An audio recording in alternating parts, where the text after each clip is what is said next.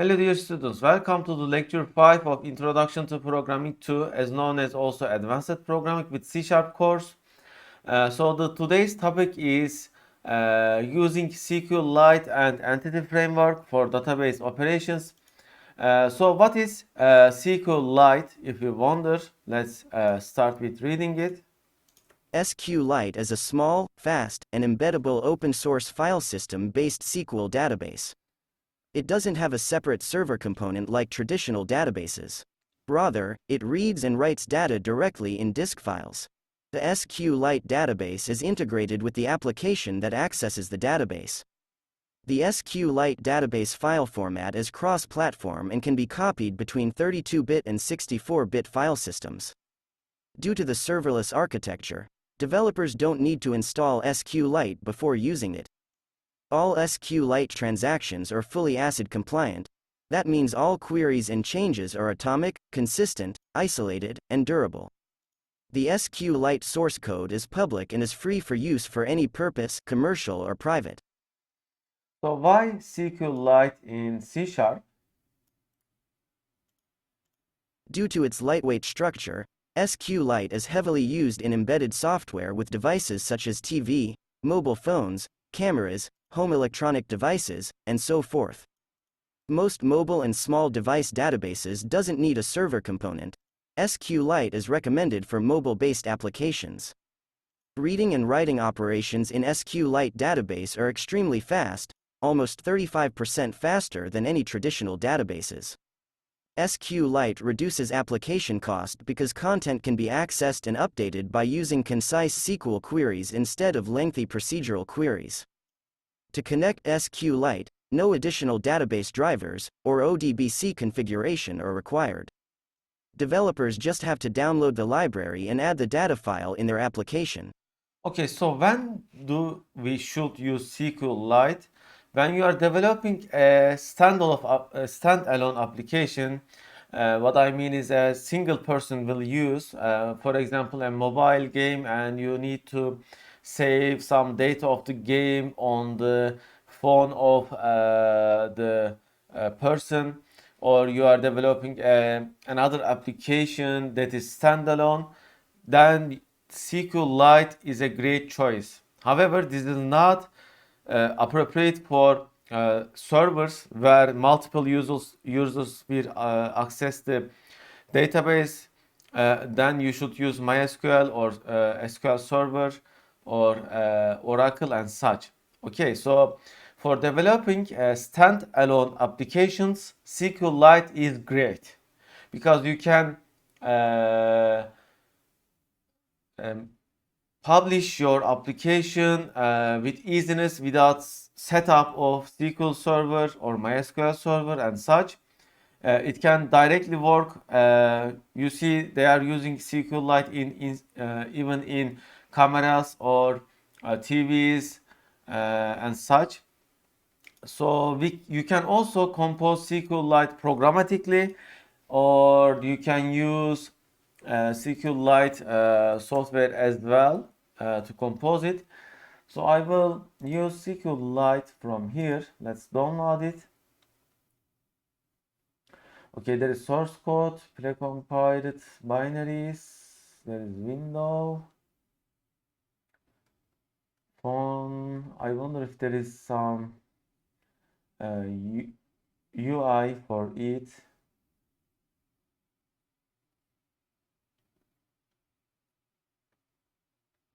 Okay, let's compose our own SQLite. And to do that, I will start with copy and pasting our lecture 4 code, so we can continue on it as lecture 5.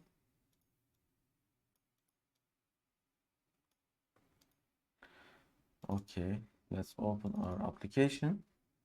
By the way, if you wonder what are these two, they are lecture 13 and lecture 14 from our previous semester from object-oriented programming, and I will show you entity framework after SQLite. Therefore, I have opened them. Okay, so let's rename this. I think it is better to rename projects. It won't rename everything, but it's still better than nothing. Okay. Okay, so as you remember, we have developed a class to handle our database operations. Since SQLite uses the same TSQL format, we can copy and paste this to use it as SQLite. Okay, so let's add a new class to our project and name it as CS SQLite DB. Okay. Okay, it is ready, and from here I will copy and paste everything.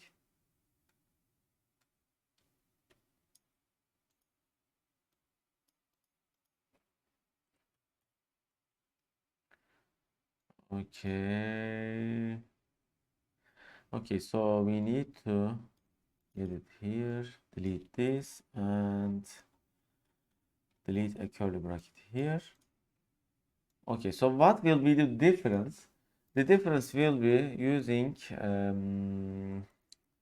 SQLite. Okay, for SQLite, we need to add a NuGet package to our project. Okay, SQLite.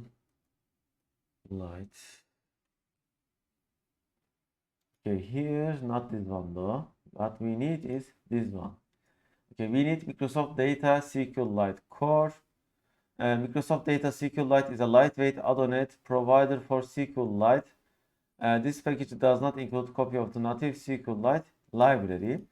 So, what is add-on? It is also important to know. Okay, let's read it from another page. Ado.net.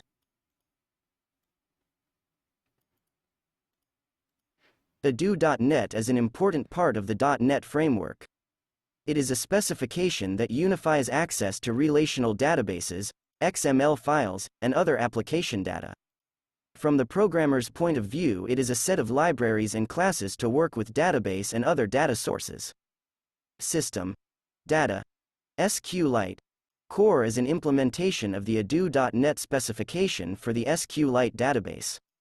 It is a driver written in C# language and is available for all .NET languages. So as you see, Ado.NET is used to manipulate data in different relational databases such as SQLite, MySQL, or the database of Excel and such. So what we are going to use at this lecture is Data SQLite Core. So with Ado.NET, you can also manipulate database of Excel. And if you wonder what is database of Excel, it is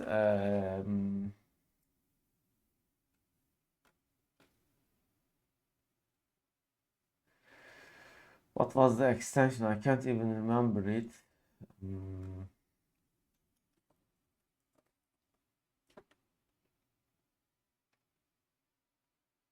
Okay, let me check.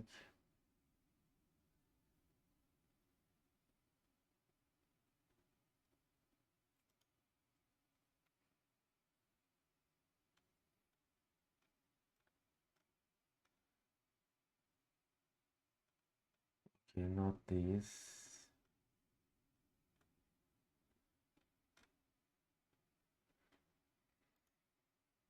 Let's say Office database. Okay, Microsoft Access, yes. You can also manipulate data of Microsoft Access database with Ado.NET. So that is what it is. So system data, or like this, data SQL. Okay, I think this is system data SQL, or it was something else. Let me check.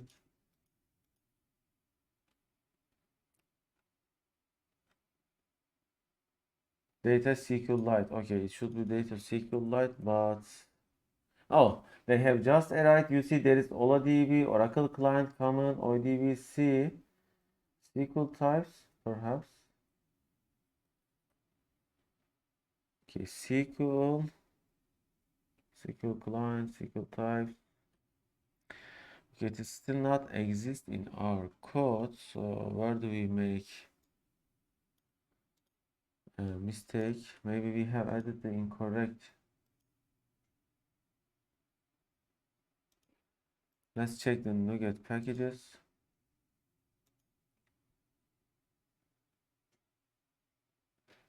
Okay, maybe we need to install another one.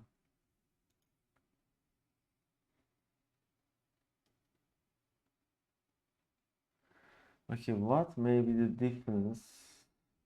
Data, okay. Okay, this package does not include a copy of the native SQLite library, but what does it read? Maybe ODB dot. Okay, there is nothing. So let's install this one. Okay, this one has 20 million downloads, and the other one has.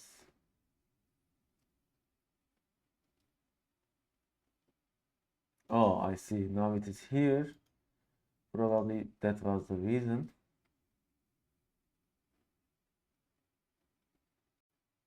And let's delete the previous one. Oh, this one has 38 million downloads.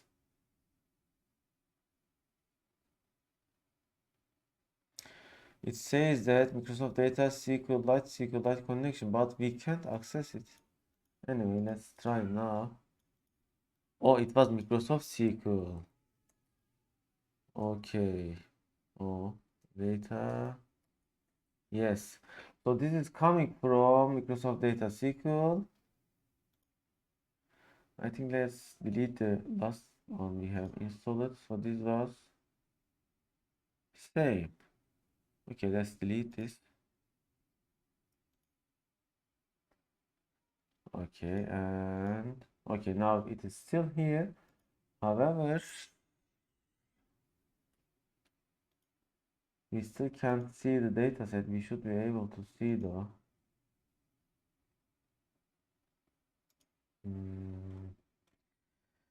Okay, let me check. We need system data SQLite, probably. SQL commands.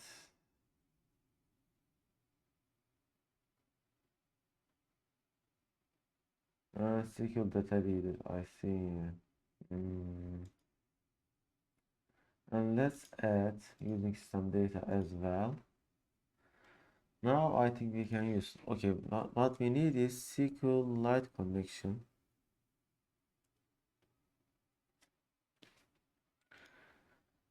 Okay, SQLite connection, yeah, we should have this.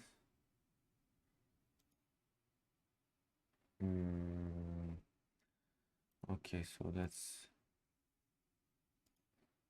change our library.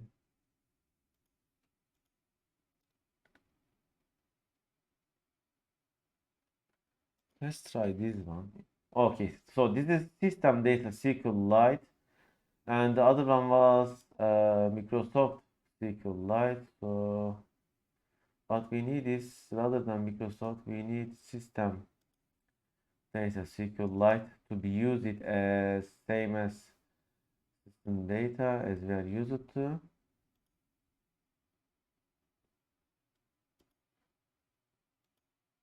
Okay, this is installed. Okay, now we should be able to.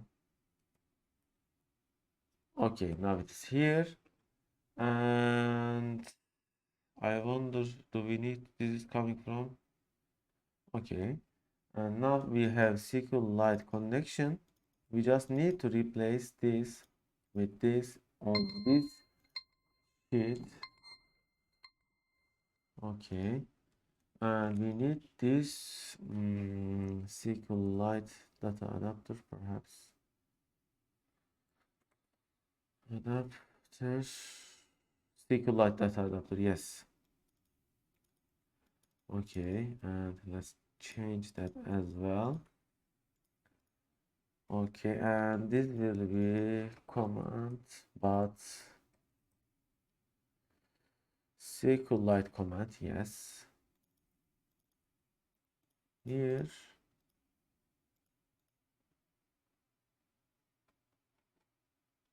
And okay, system data SQL. Okay, we also need to change our parameterized query object, which is here. So let's change it as well. So this will be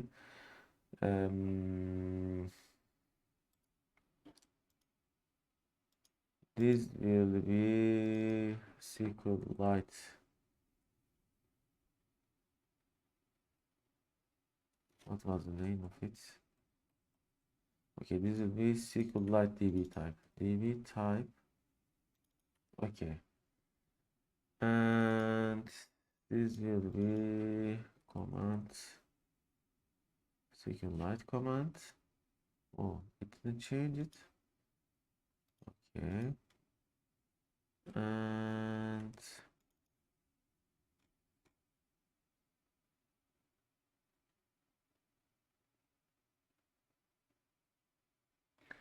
interesting. It says maybe this will be okay. SQLite command. It is expecting DB type. Oh, so this is still DB type probably. Let's see if any. Yeah. Okay, no errors is left. So what we did was simply changing SQL to SQLite. Okay. Okay, so when our application is getting first started, I will check whether our SQLite database object is uh, existing or not. By the way, we need also another thing. Now we don't have any more server. So we need to set a new connection string. So let's check the connection string here. Okay, database.db. Okay, and this is memory. Oh, by the way, you can also use memory as a database, but this wouldn't be a persisting database, of course. If you use database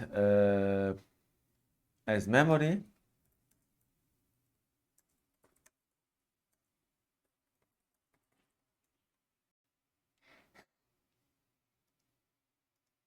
Okay, let's see. Someone else also has asked it.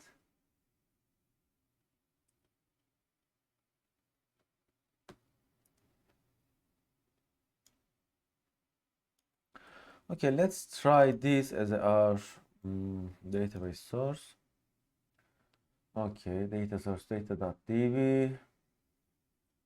db is the extension. Let's call this as lecture 5 db, or yeah, lecture 5 db. Version 3. I don't know what other versions there are, but version 3 is what I have seen so far. And now I will get the command of composing database file.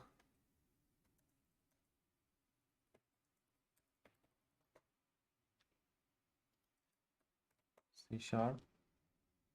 So how do we create database and table?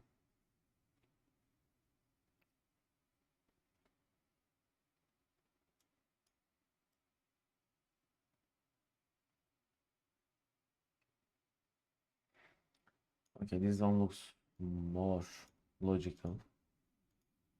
Yeah, not the but SQLite.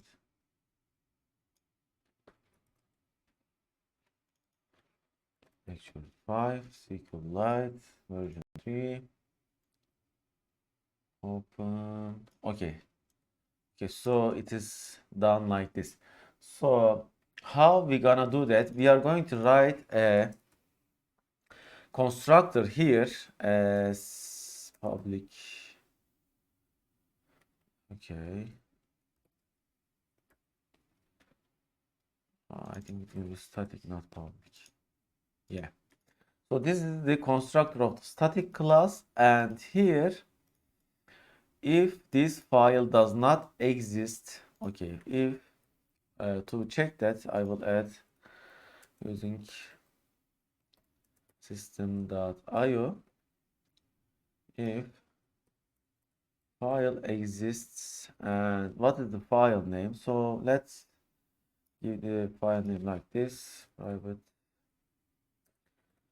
Okay, read only. Let's say db file name as this. Okay, think make it like this. Yeah. Okay, I think it also requires static keyword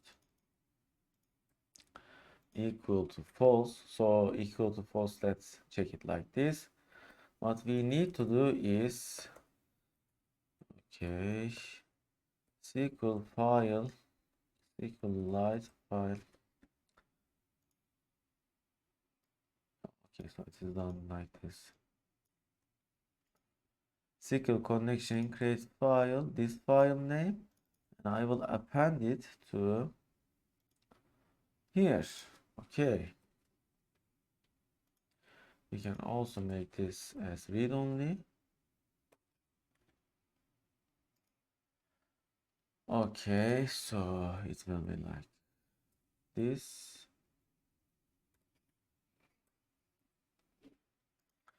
Okay, so basically, we will check that whether our database file exists or not, and then if not exists, we will compose it. This will be done when the first time this any method, anything inside this static class is called in the application. Then we can compose our tables or whatever we want. So let's write a method to compose our tables. Okay, so you will also learn that. By the way, the commands are pretty much same for SQLite and SQL Server. Okay, this is the first top of our application. So let's say compose tables of SQLite. Okay. And name btn compose table. Okay, so if you wonder how do we compose a table, it is pretty easy to figure out by using our SQL Server Management Studio.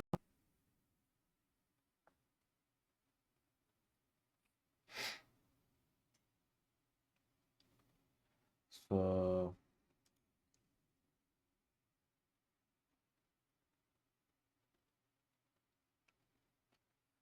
and with this method, you can generate the SQL database on your production environment. For example, you have just only provided an exe file to your customer. Then when the first time application is running, you can check that database exists or not. If not exists, then you can compose the database and tables. Okay, so basically, I will just use the generate scripts, create database, create table, by the way. Okay, I think there is an easier way. Okay, so let's refresh this first.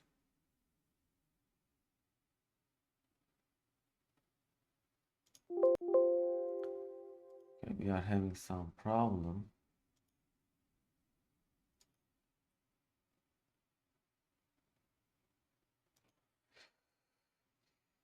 Okay, I will just restart it. and then I have to reconnect. Then let's refresh. Tables expanding, taking some time. Okay, so right click and then there is script table as create to new query. Okay, there can be some specific things related to SQL Server, but overall it is same for SQLite as well.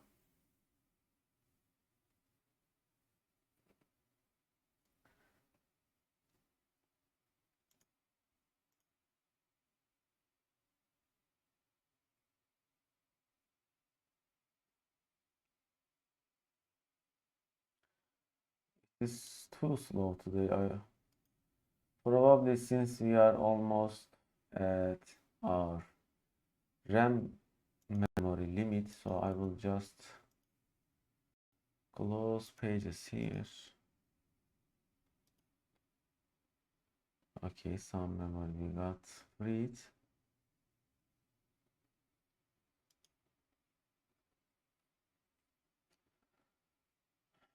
Okay. Okay. Oh, it is taking really too much time. It shouldn't be this much. So what is using this much memory anyway?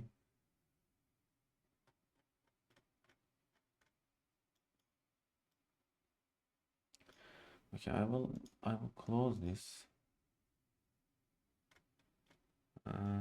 Some more memory we have.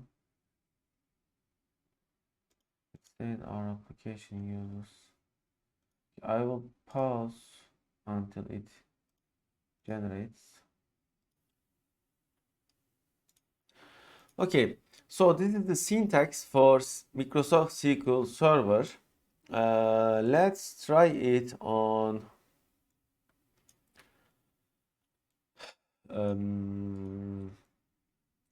SQLite. I'm not sure if they are using the same syntax or not. So let's add string as equal to add. By the way, with add character, I am making this string to be treated as a single line. This go means that let's find it. I know, but I will read you the official description. Okay.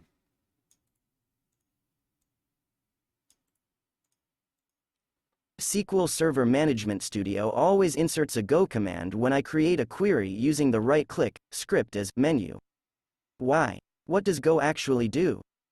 Okay, so it's a batch terminator. You can, however, change it to whatever you want from here.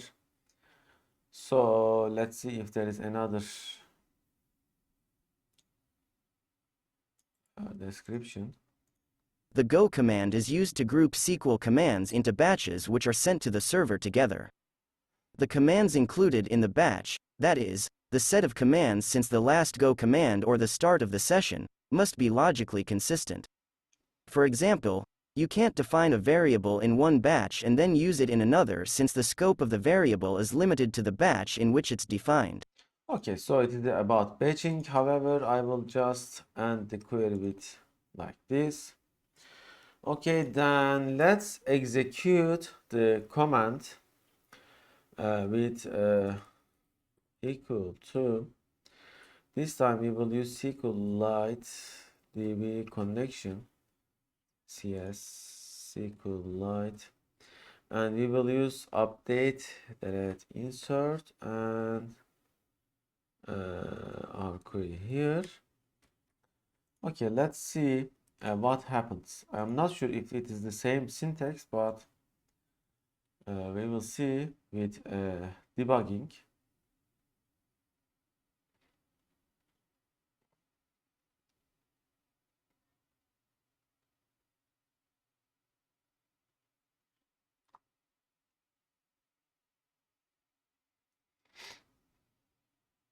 So from out of nothing with commands, we will compose our data base file and do database operations on it with indexes and such other things.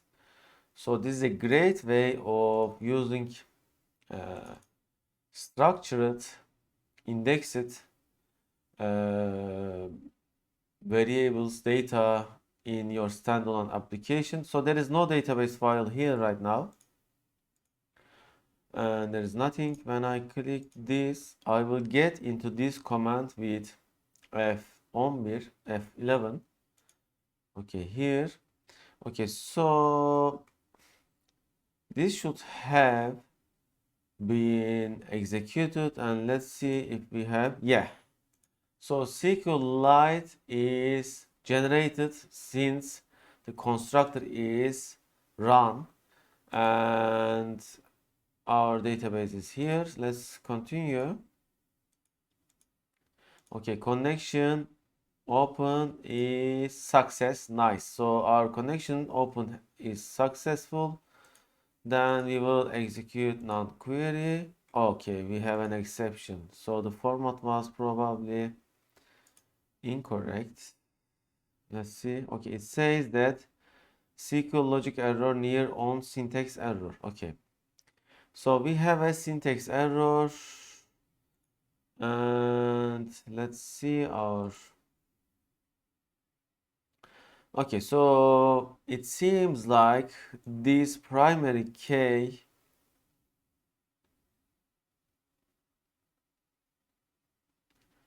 on primary has a problem. Okay, so what else now we can do? We can open Server Explorer of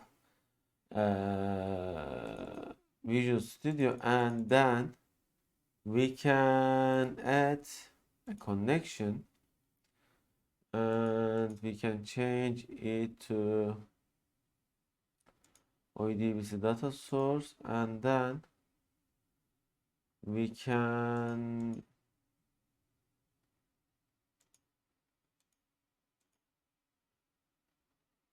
perhaps open it from here.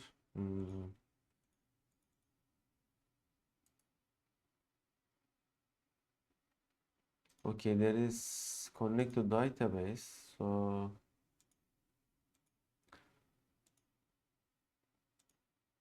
perhaps others. No.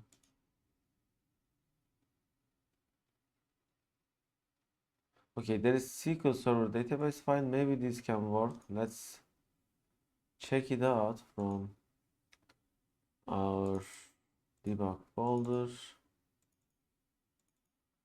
Binary here. No, didn't see.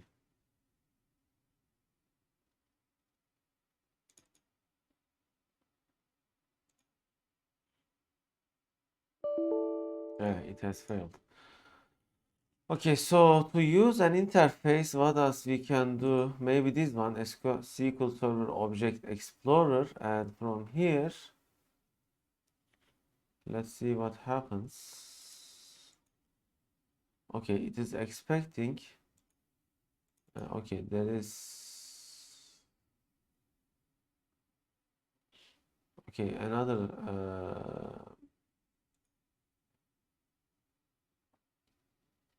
Frame, open it, and from here.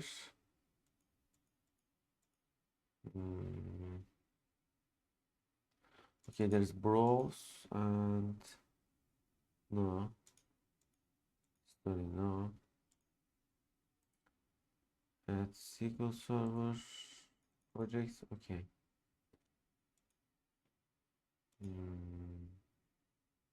Okay, so let's find another SQLite interface. Let's see if there is an interface. Okay, so there is DB browser for SQLite. I think we can use this. Okay, so this is official home DB SQLite. There is GitHub repository. So this is, yeah, this is open source. I think we can use this. And from here, let's see if they have releases. There is Night Nebules. Okay, there is Windows release here. And yeah, I will just use zip no installer for Windows here. So let's just cancel this. Okay, with this one, we can edit our database, and then perhaps we may generate the create of table command as well. I'm not sure, we will see if it has that capability. Okay, there are some libraries. Okay, here the DB browser for SQLite, and from here I will just open, because our DB is already generated inside our binary here. Okay, you see that it has no tables yet, and now let's create a table. So the table name, so let's copy and paste the things here. Okay, you see at the bottom we now see the query command, and then I will add field 1. So the field 1 will be student ID integer not null, and it will be a primary key. Oh, you see the syntax is slightly different. That is why our this query has failed, and there are some syntax differences sometimes. So this one is mvar character, so it is basically text. Okay, and it can be null or not. No, not null. So this is not null, and this one is also not null. Yeah, and then we have student email. Okay, so edit as well. So this will be a text and not null as well. And Ismail, this is okay. There is numeric collation. Okay, there is binary collation as well. So this will be integer and it will be binary. And this will be binary, no case, read, remove, UTF-16. Okay, I will let them default. There is no foreign case. There is no default value right now. And nickname, 6. Let's edit as well as text. Okay, not null. Let's set a default value for this. So this will be by default 0. Okay. Yeah.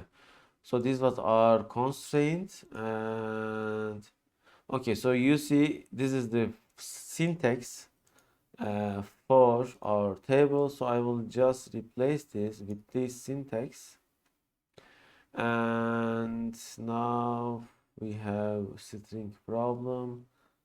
So how can we fix it? Okay, so the better way would be adding a text file.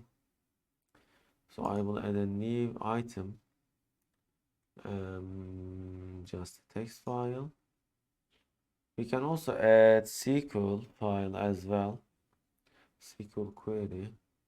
So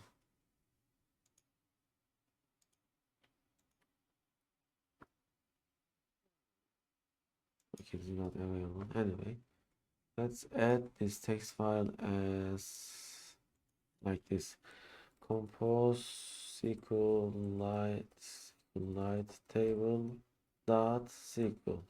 Okay, and it is here. Since I have made the extension as SQL, now it is highlighted, or let's say styled by default with Visual Studio. I have saved it. Then I have to copy it to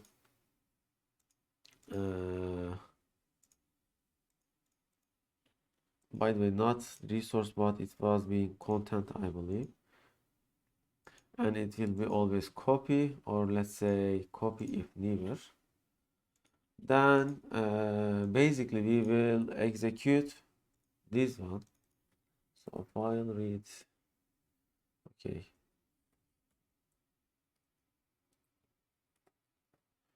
Read all text, and let's, okay, so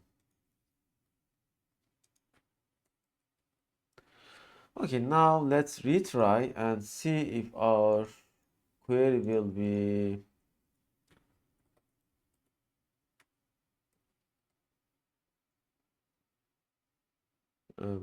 successful. So this method will return integer, and therefore we will get the message. All right.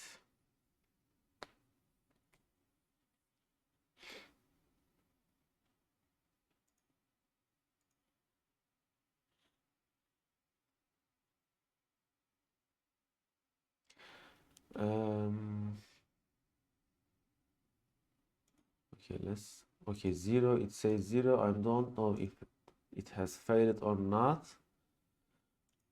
Okay, looks like it didn't fail, I believe, because I see it now here. But for to be sure, I will delete the SQLite file and restart the application. Okay, so let's close it. Okay, I also need to close it from here, close database. Okay, now I can delete it. Okay, and now let's restart. By the way, it has shown 0 because there were no rows affected. We just simply composed a table.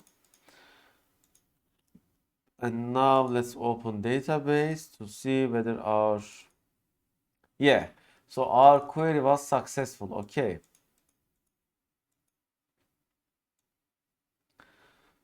And when I modify table, I can modify it here. When I browse table, I can see it here. So let's add some values to our light table. By the way, it is same actually. So I will just do add a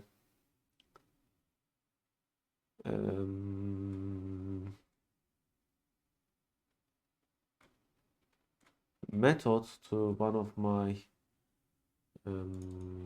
buttons here. So there is insert random students. Yeah. So here let's add records to our. Okay, here we don't use the method.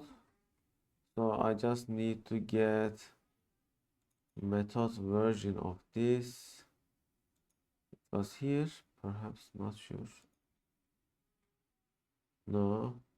Okay, so let's use it perhaps here.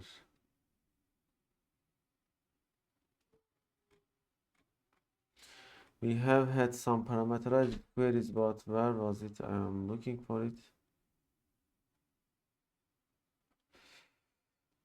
Parameterized queries.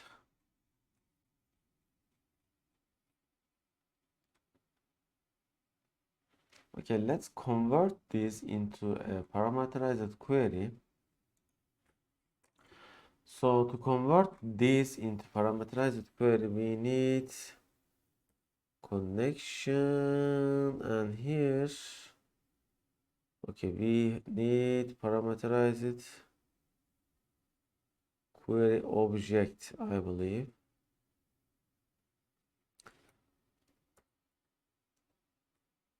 Equal to parameterized query. Let's see, I'm not sure which one is which one. Okay, there is parameter name, type of parameter, value of parameter, and here, yeah. So let's first compose parameterized query.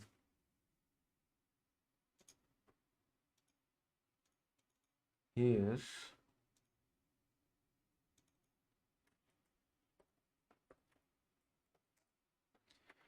and we will add objects to our parameterized query, which takes, okay, it will take parameter name. So the parameter name will be equal to student ID. Okay.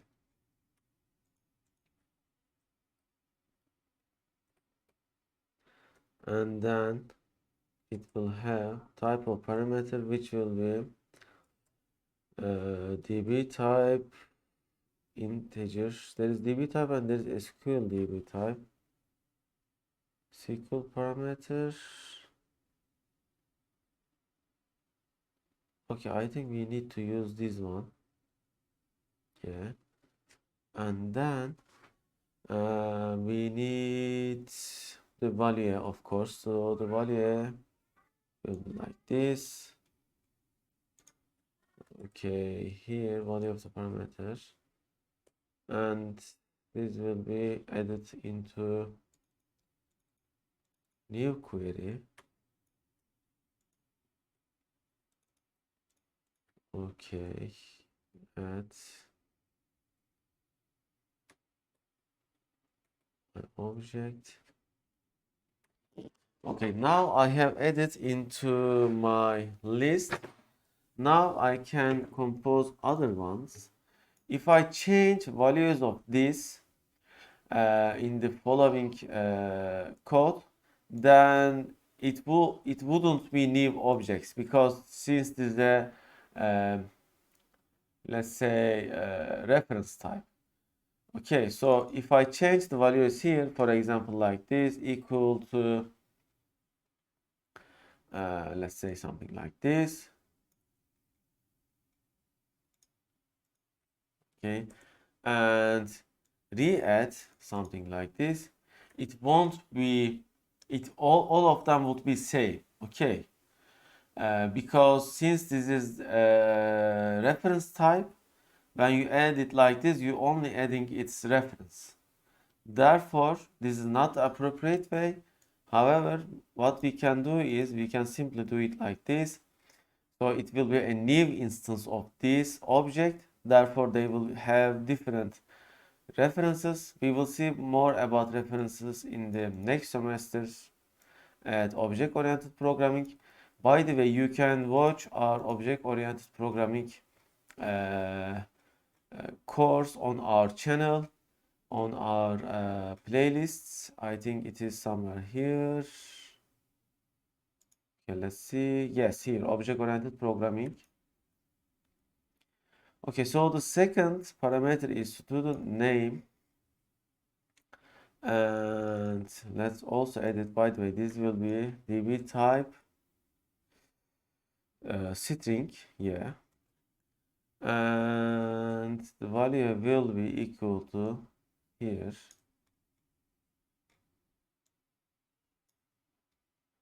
Okay, now the call next thing, and then we are going to define our next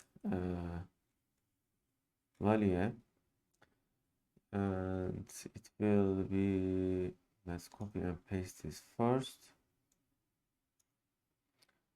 Oh, same thing. And this is the student email. And let's add this one as well.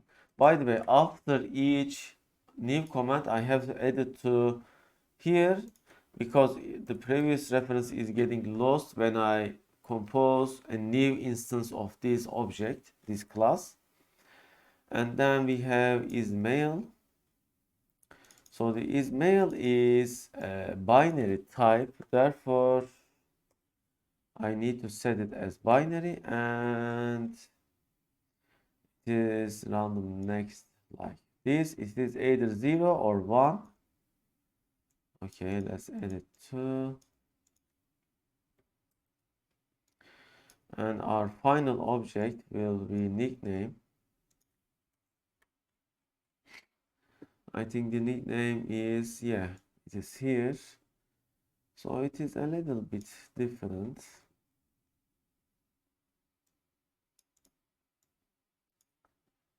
Here, edit, and we have to change the parameter name, of course, nickname.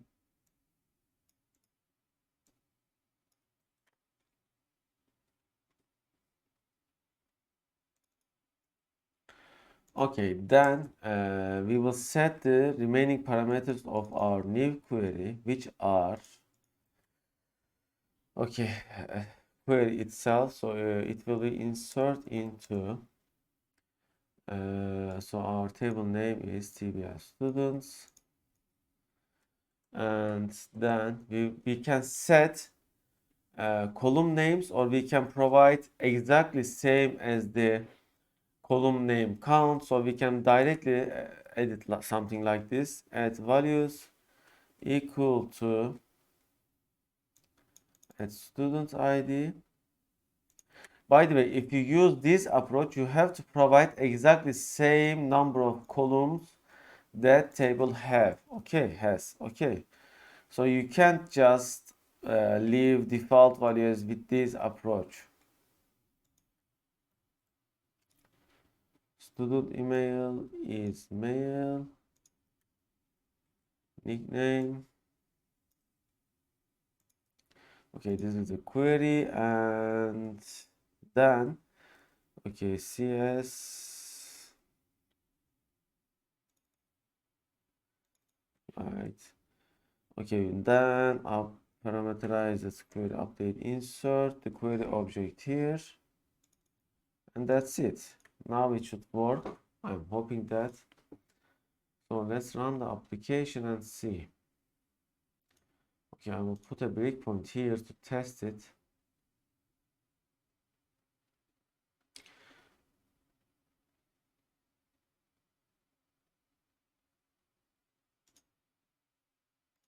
Not this one. And here. Okay, connection is open. Command generated, command text here. And then we add the parameter objects. Let's come here, and when we execute, oh, we have an error. So what could be the enable cast object system into system byte?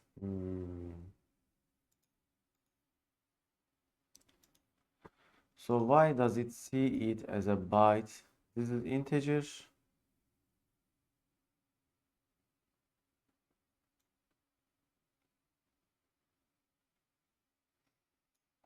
But which object has the problem? I wonder that.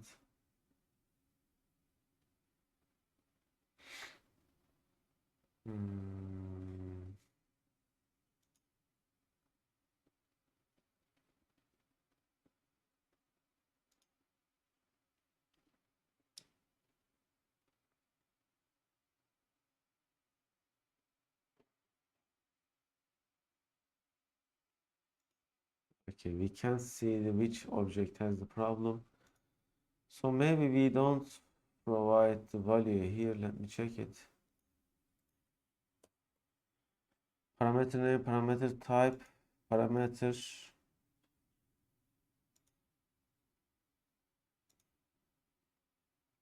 SQLite parameter, SQL parameter.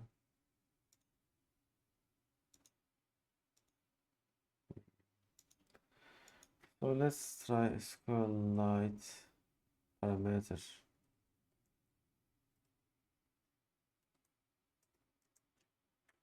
Okay.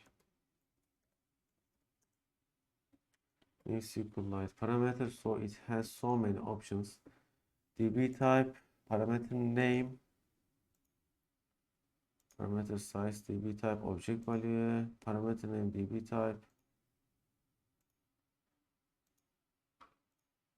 Parameter name. Okay, so let's just provide parameter names and parameter value. I won't provide the parameter type in this case because it seems like we are having some problem with the parameter types on this case, and I will just add this.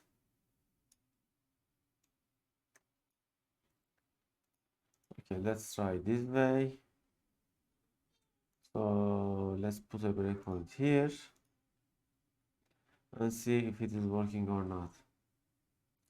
So basically I didn't provide the parameter type, therefore the .NET framework should automatically handle it. And let's try it. Continue. And okay.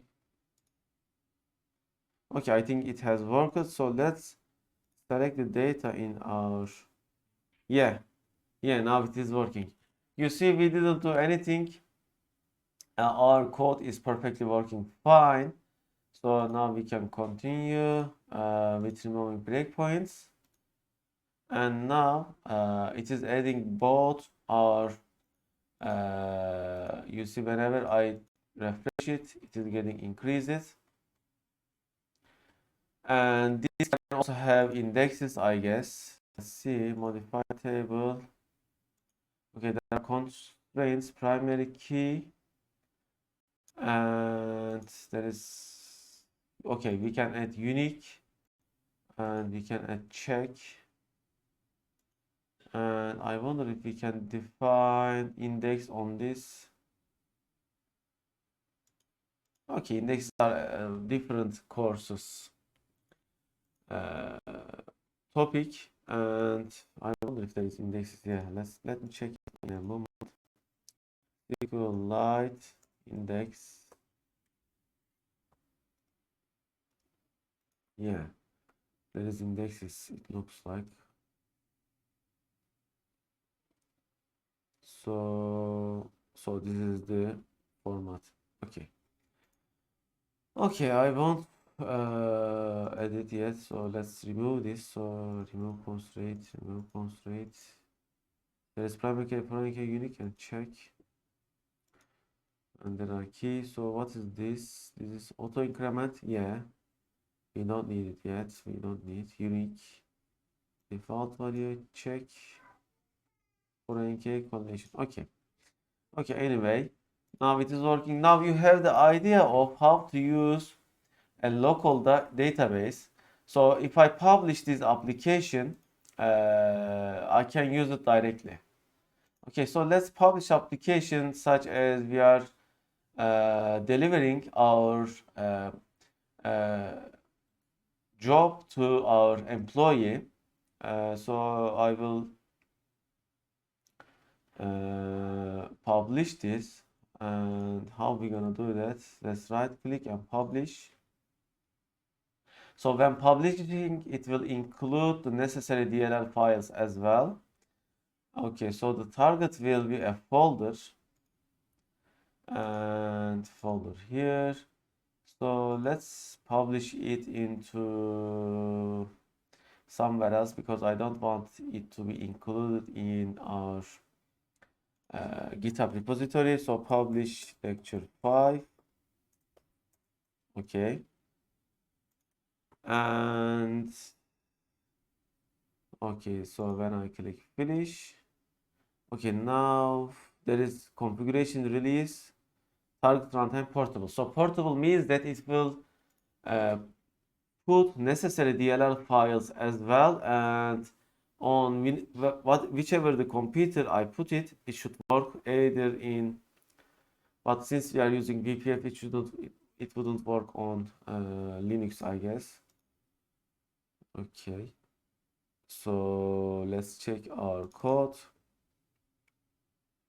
Okay, here our published file, and there is runtimes.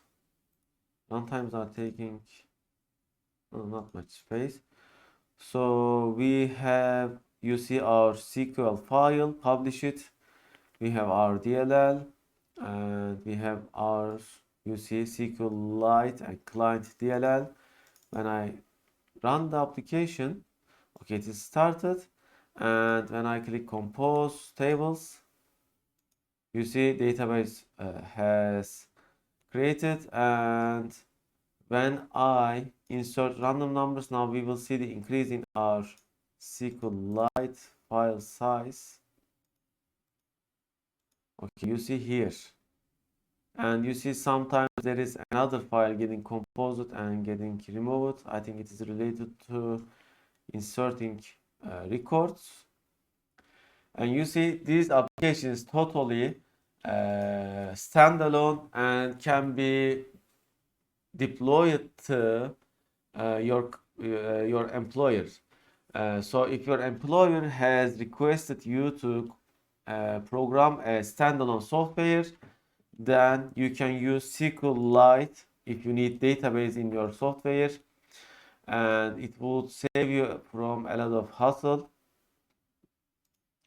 Okay, so let's take our notes here, and lecture 5 context. Okay, in lecture 5.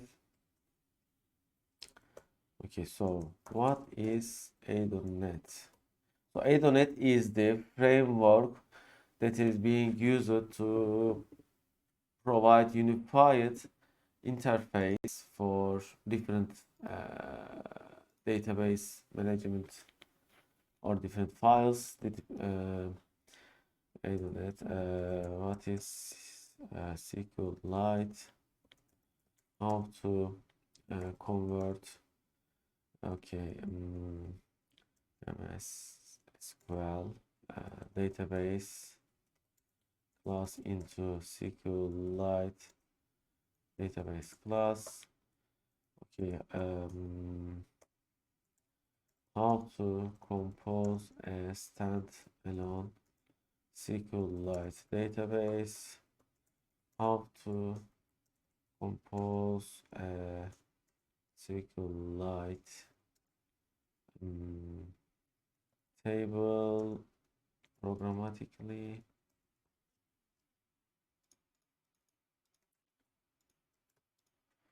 Okay.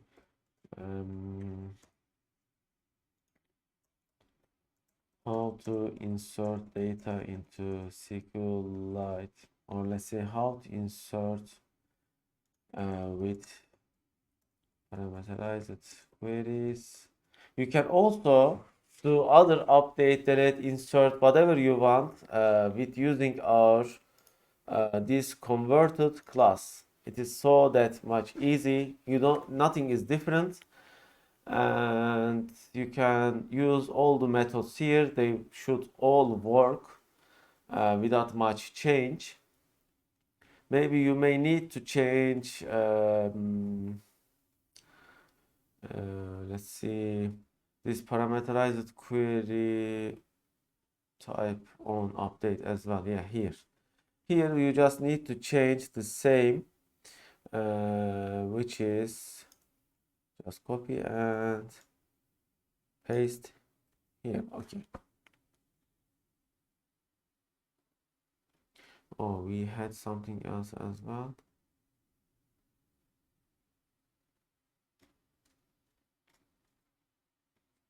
Okay, so no, not this one.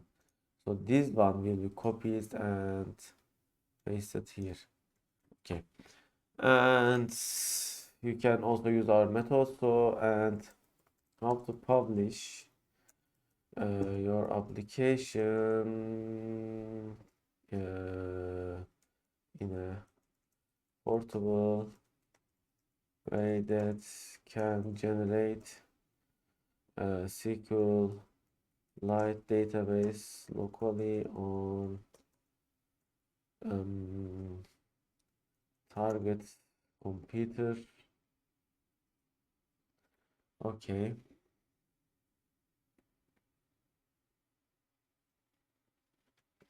Without any installation. Okay.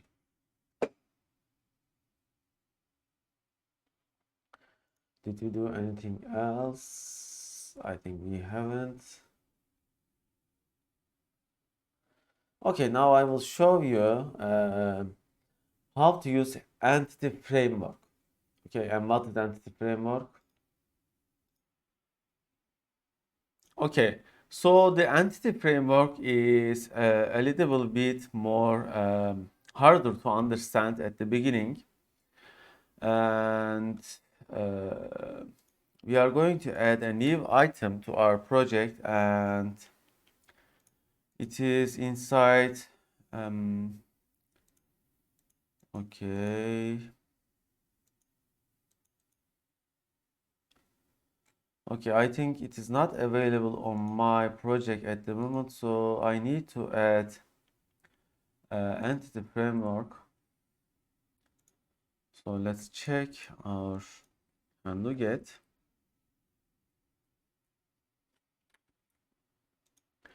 Okay, there is Microsoft Entity Framework Core.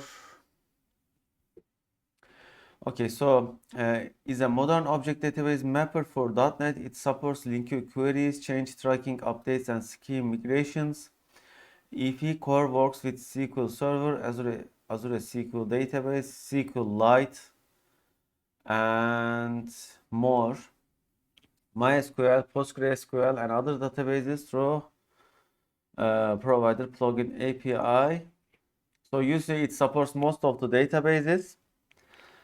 This is a mapper for us to write LINQ queries, and if you use Entity Framework, it also does provide you SQL injection protection. And okay, so now when I add new item, it should be here. Okay, it is still not here. Let's search.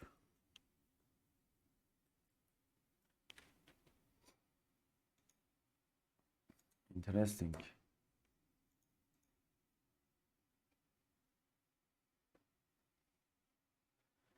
Maybe it is not updated yet. I'm not sure.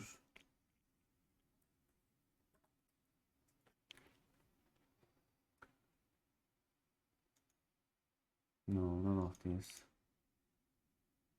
Okay, installed VPF data. Interesting. So we have installed it.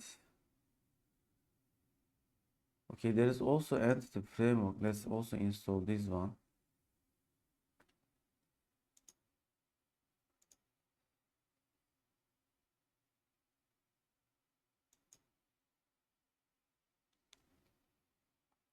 So this is entity framework 6, version 6, and this was version 5. Okay, so let's retry.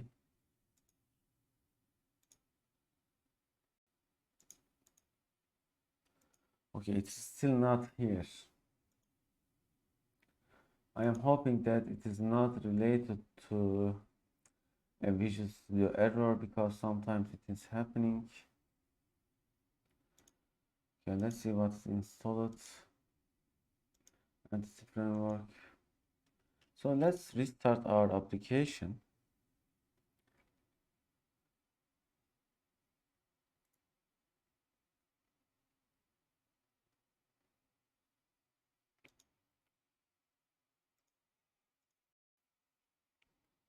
I have a problem with my mouse. It is sometimes double clicking.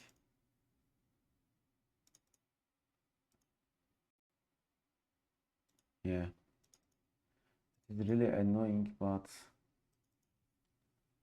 I have to keep using it.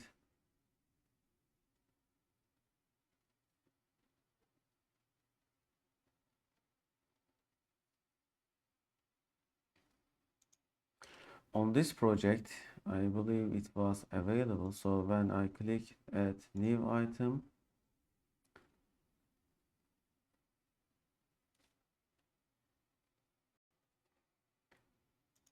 Okay, yes, ADO.entity model is here.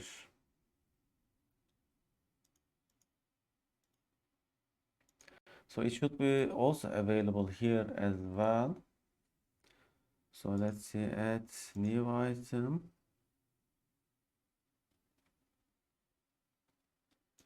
Data, oh, it is not available here. So what is the difference between two? Let's see the NuGet packages installed in my previous semester project. That's framework, Newton's of, okay. Only entity framework, but we have installed it here as well.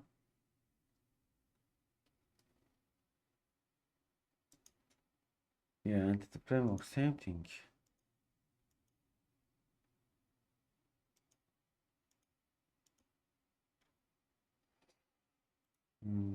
Maybe I am right clicking the incorrect place. Okay, so not a new project, of course. So lecture 5, add new item. Okay.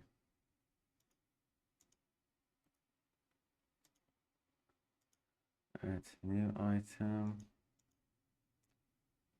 And model not available.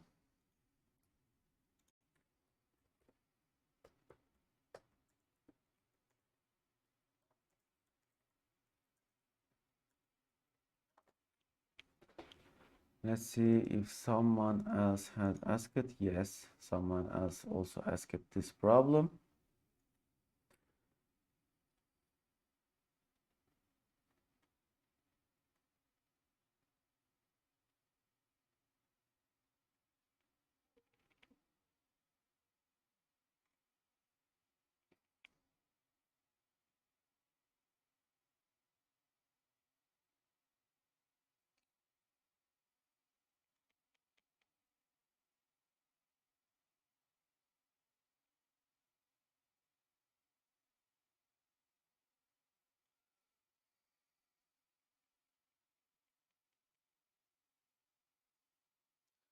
Maybe let's look specifically for this package.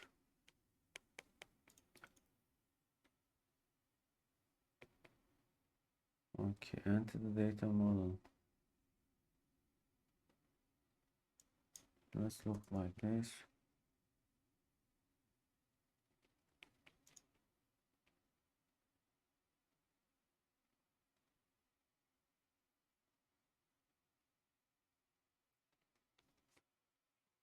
Hmm.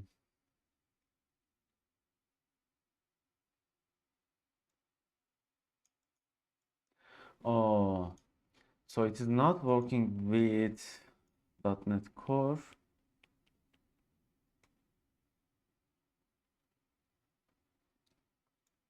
Okay, I found the hard way that you can't make ADO.NET entity model with an interface with .NET Core, but you can with .NET Framework. With .NET Core, you can write some commands in Package Manager console link to your DB model, but you don't have the same function as .NET Framework project that goes through. Okay. So Power Tools. Let's look at this.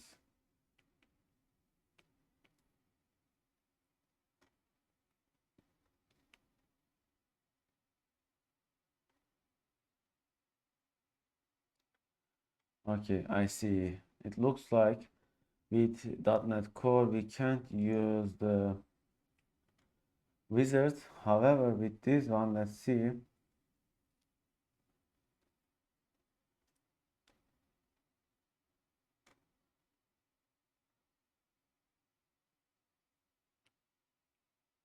There is reverse engineering, migration tools.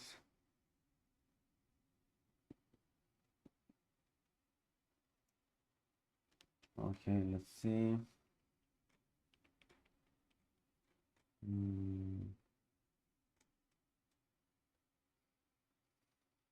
Let's download this. So this is named as EFI Core Power Tools. Okay.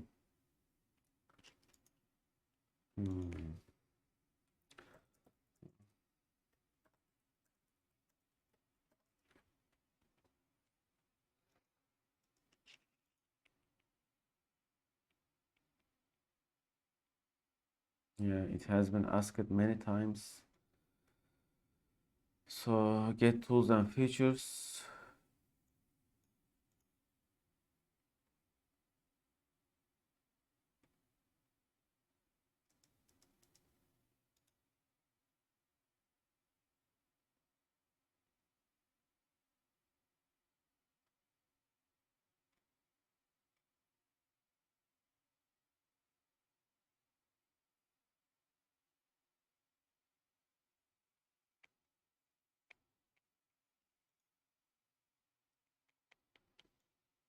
It says it is not supporting, and there is this.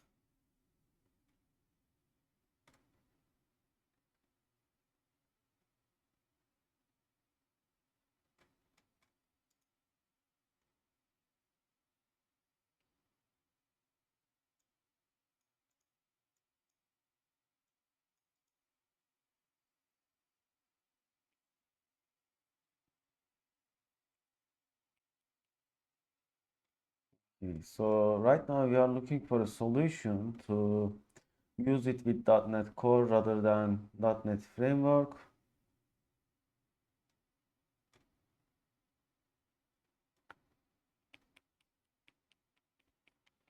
Okay, so same answer.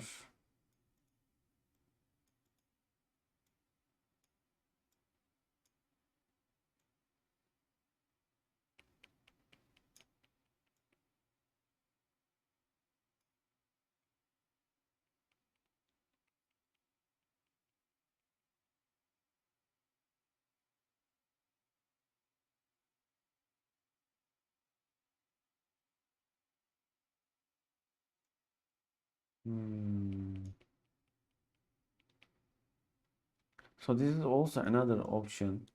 Copying ADMX file from another project.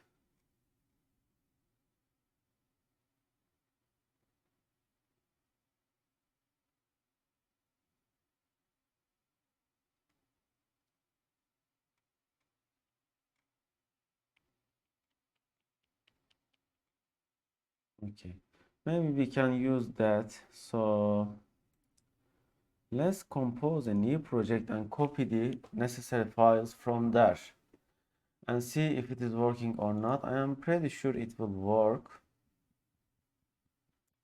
So I will compose a temporary project. There is also a project here which is from previous year. Okay, so VPF-app.NET is not supporting Entity Framework model.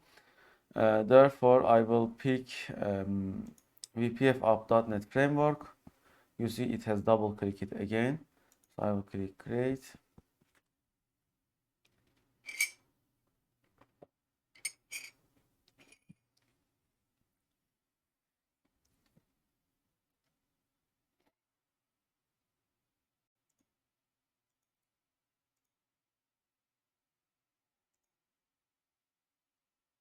Okay.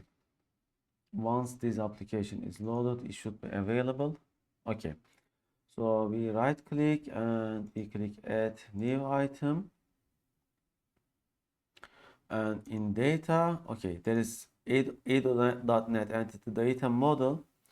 And let's name it as, let's say, entity model. Okay. Add. Now wizard will appear.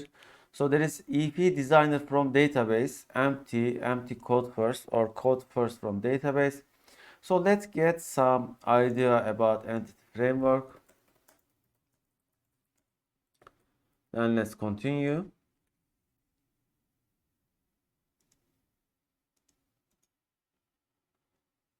Okay, so Entity Framework is an object relational mapping, or framework that offers an automated mechanism to developers for storing and accessing the data in the database. This tutorial covers the features of Entity Framework using code-first approach. It okay. also explains the new features introduced in Entity Framework 6. Okay, so this is using code first approach, and So if you wonder what is code first and what is model first, let me also explain you them. Okay. Code First modeling workflow targets a database that doesn't exist and Code First will create it. It can also be used if you have an empty database and then Code First will add new tables too. Code First allows you to define your model using C# or VB .NET classes. Additional configuration can optionally be performed using attributes in your classes and properties or by using a Fluent API. And what is model first approach?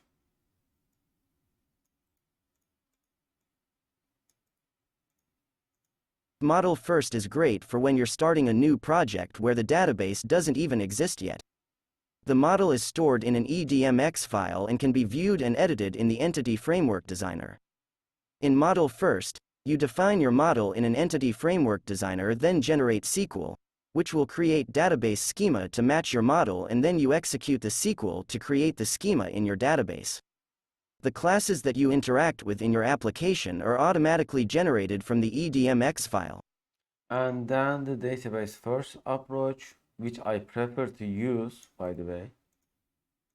The database first approach provides an alternative to the code first and model first approaches to the entity data model.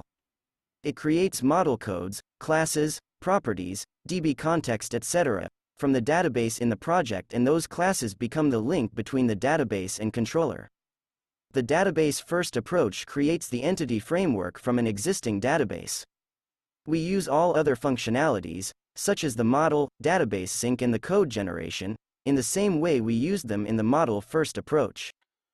Okay, so we are going to use database first approach because our database is ready. Therefore, I am picking EV Designer from database and next. Then I will select my database and server and such. Okay, it is loading. Okay, it said it is not available. Therefore, I will generate a new connection and server name. Okay, it is retrieving list of servers right now. You can also type the server name yourself. How you are going to find server name, such as this, select add server name, and this is our server name. So let's cancel it and type our server name. Windows authentication, and now databases should appear. You see they have appeared, school database. And okay, you see it has automatically generated the connection string. Okay, so the save connection settings in the app setting config at school entities is up to you how you save it. Entity frameworks version 6. Okay, then you pick which features of the database to be included, and there is also model namespace, and this will be used by us to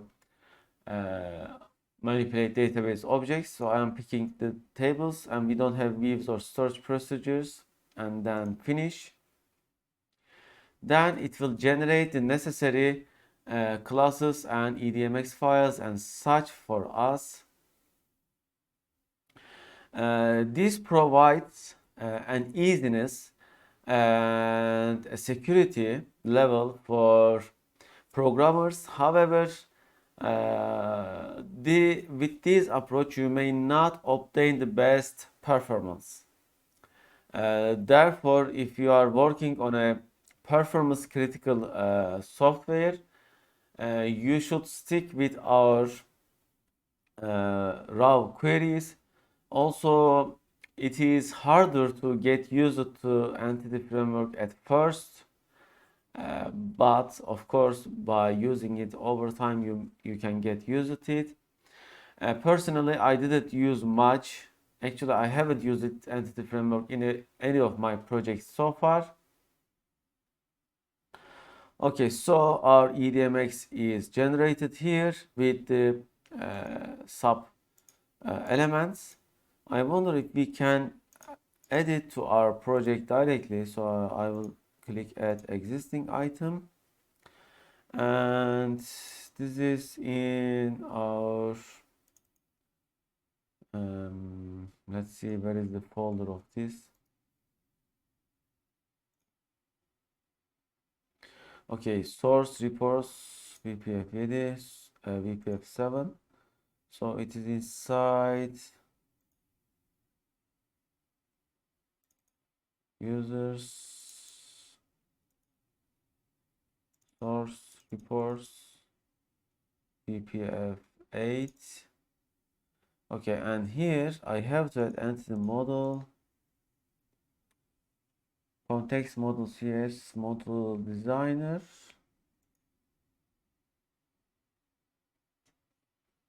But it's not same as here.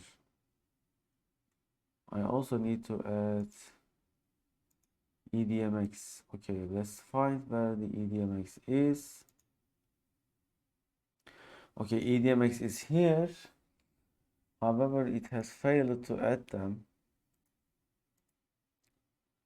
Add existing item. Okay, so when I pick all, yeah, now I can select all.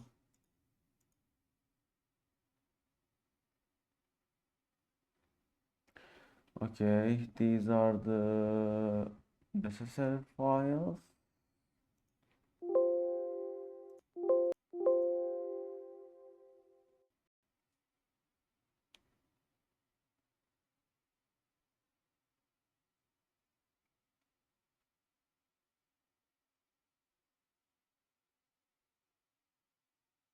Okay, they are getting added. I'm not sure if will this work or not, but I would say it should work. And there can be some other things, for example, packages config and framework. It should be same here, I believe. Let's see, do we have packages config here?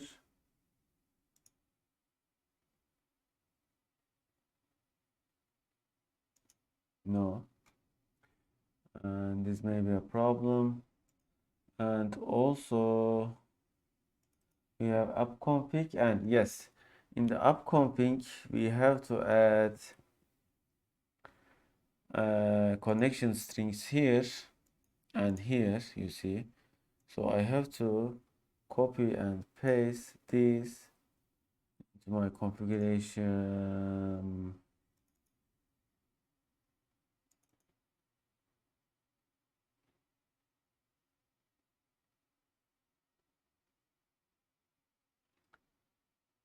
Okay, where is the app config?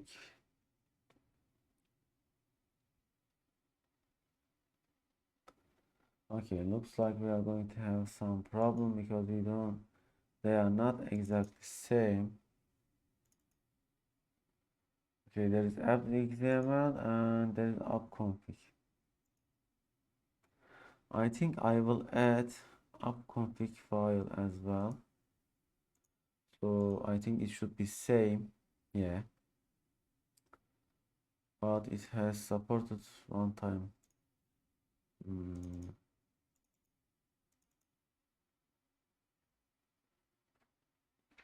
I am not sure if it will work or not.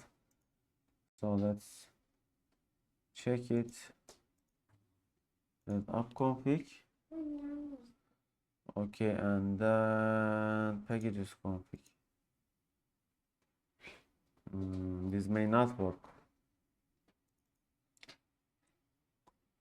So let's see if we can see the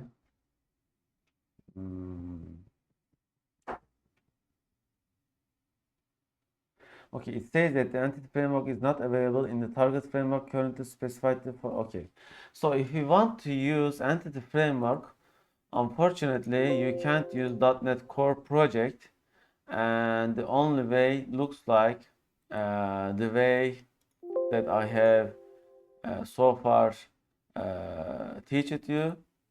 taught you, and therefore I'm going to delete these unnecessary files.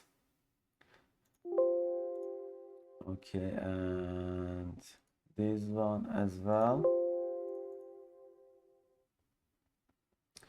Maybe it may be done with code to entity framework, but I am not that much expert yet. I will just delete the unnecessary NuGet packages as well. Okay, let's delete them.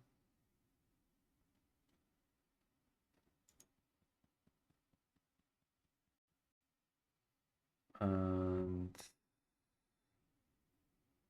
okay, let's delete these as well. Okay, for entity framework example, I will compose a new project. Okay, delete this too.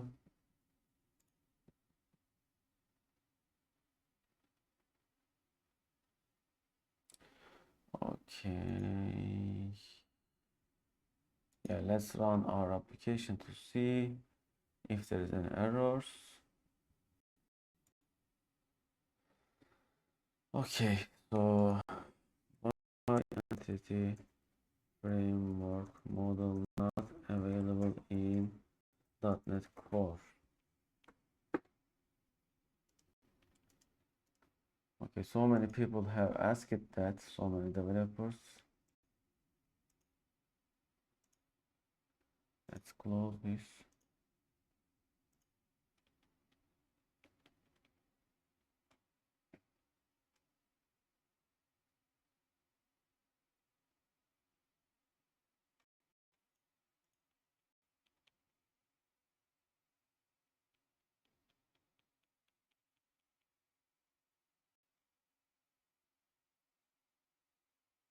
Okay, it is true, but this feature not available in Core and might not answer questions, but Core offers reverse engineering command line.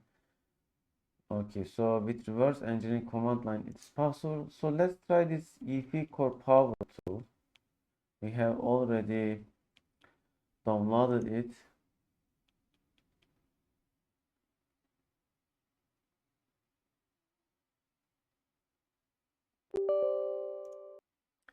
Maybe with that it may work. Okay, software is working. Okay.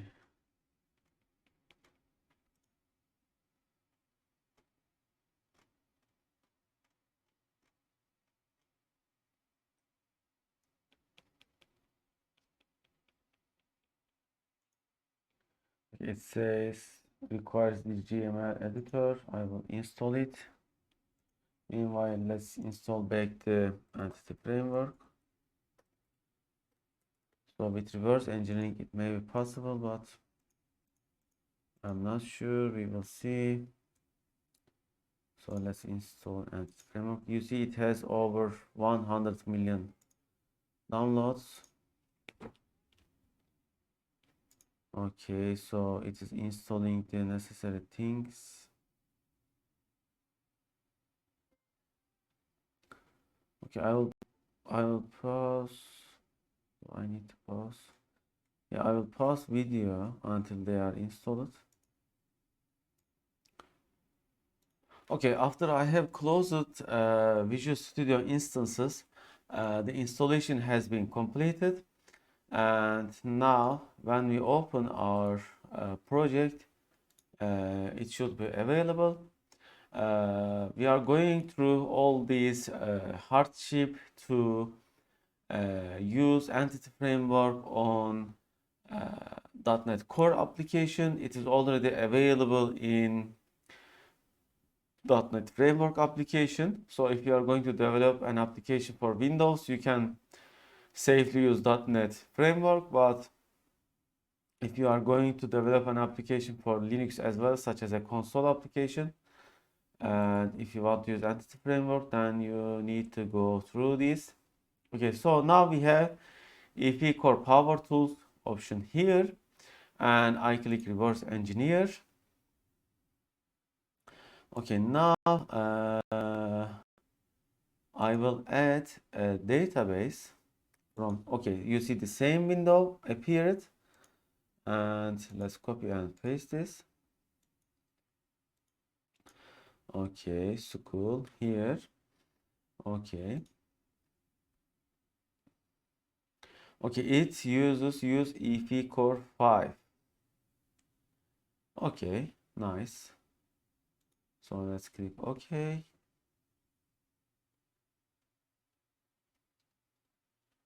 Okay, on here it says loading database objects. Okay, the tables appeared. TBR students. It says this table has no primary key. Yes, we haven't defined a primary key yet. Okay. Okay, the context name. Okay, school context namespace lecture 3. Type path subs names DB context. Okay, I will leave this pluralized or singular generated object names. Okay, it is about naming. So I won't touch this. Okay, I won't check these check marks. I don't know how much difference they would make. Okay, just leave everything by default and click OK.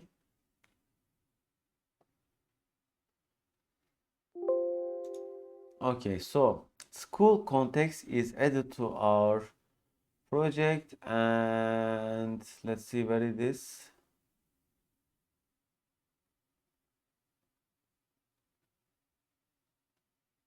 Okay, by the way, it is installing EFI Core Provider package from NuGet, I believe, right now. As you can see at the left bottom. That is why my Visual Studio is frozen right now, unresponsive. I am hoping that OBS is still recording. Yeah. Okay.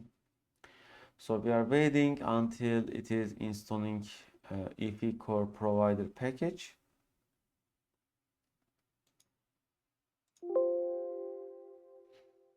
Okay, I should have installed this previously.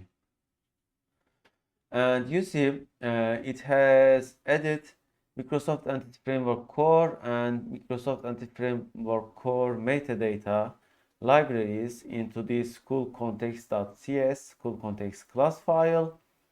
You see it has public partial class school context which inherits DB context.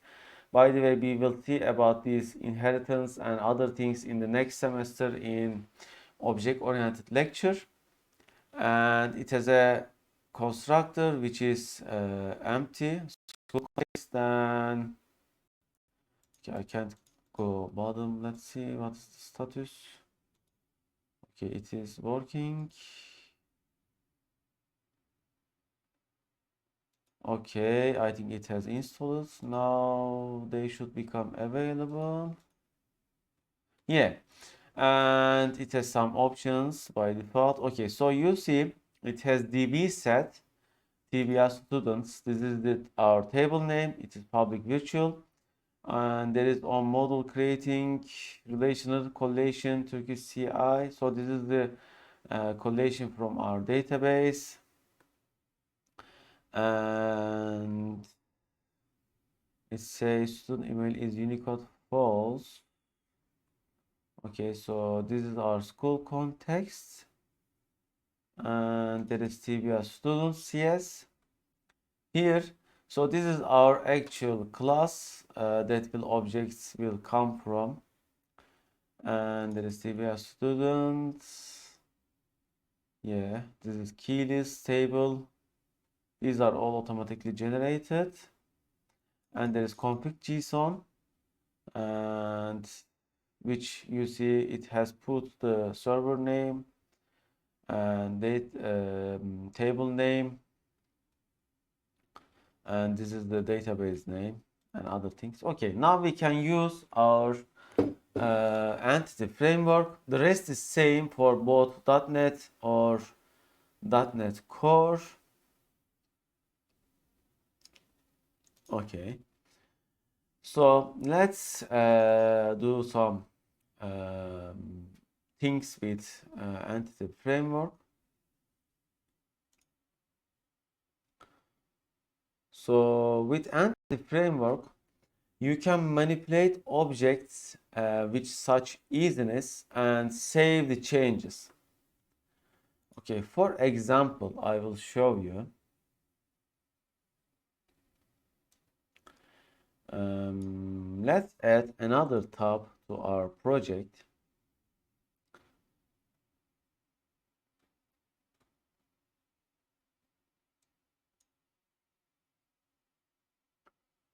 Okay, so here, tab item.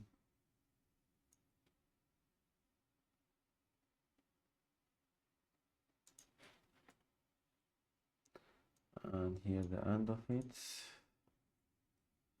Okay, let's make this as entity framework. Okay.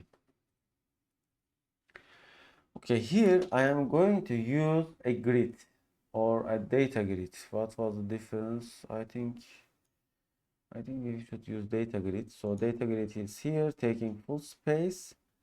What I'm going to do is one moment. Okay, let me resize it. Okay, here. Okay, so inside this data grid, I will load our table. Okay, name data grid students. Okay, and I will add two buttons.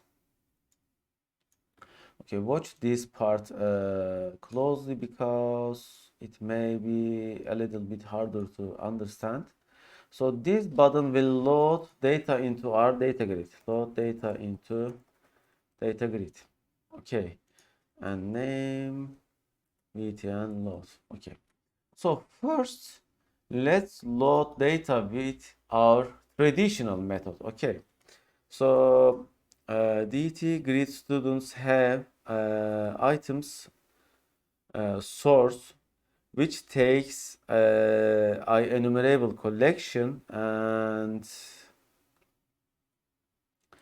I think we can use DB connection. Just select data set. Okay, and here select all from TBF students, and here tables 0. Okay, so item source, not item source, but binding perhaps.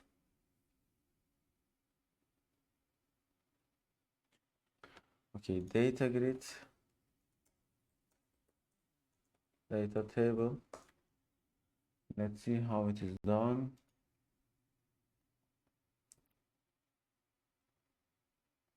Okay, as data view. Yeah, I remember now. Table 0 as data view. Okay. And item source.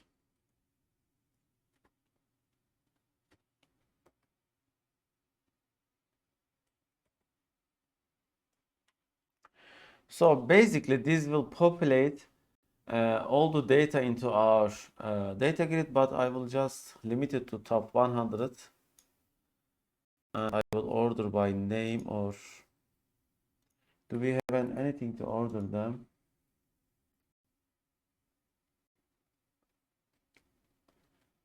Okay, let's order by student ID. Yes. 100 all from TBL. Students order by student ID asking. Okay. So I will, yes, this query is working. So let's just stop application and change our query. Okay. So this is data view says creates and returns a link to enable data view object. With data view, we are able to assign it as data source. Okay. So let's open our tab. Let's load data. Yes. Now you see the table is loaded into our data grid, and I can even change value s. However, would they be save it right now? No. It is much harder to save this data. It is still possible. We can iterate through columns and rows of this data grid and update them. However, it is much harder. So what we are going to do is, instead of our traditional way, we will use entity framework. Okay. So to use our entity framework, let's define our context, school context, my context equal to new school context. Okay, my context dot. Okay, I am not very good with entity framework, so I will just get some information.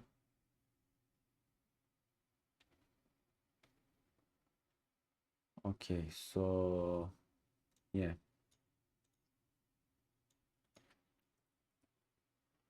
Okay, where you see you have to write link your queries.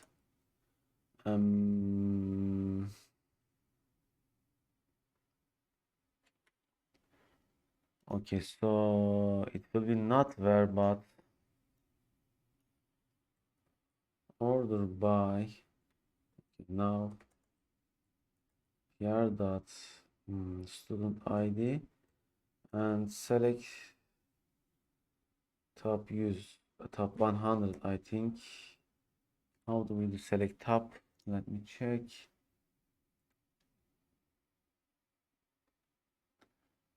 Okay, there is take. Yeah, there is take. So take 100. Okay. So this will return let's see, db set. Okay, and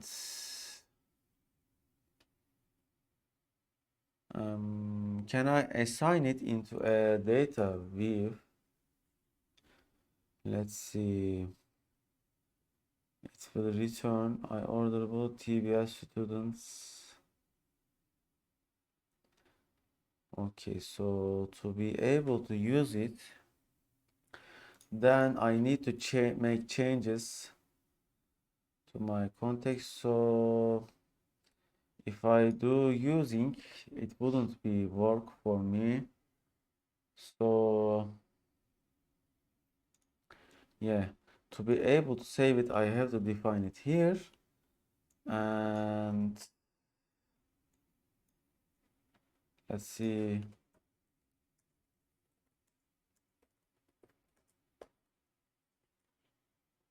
How it is done.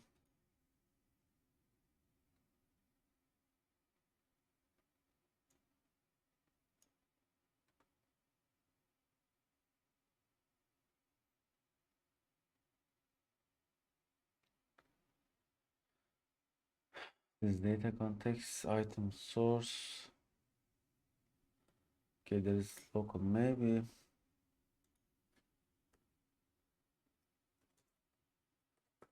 Let's see what does this return. iQueryable TBS students. Okay, this is not what we need.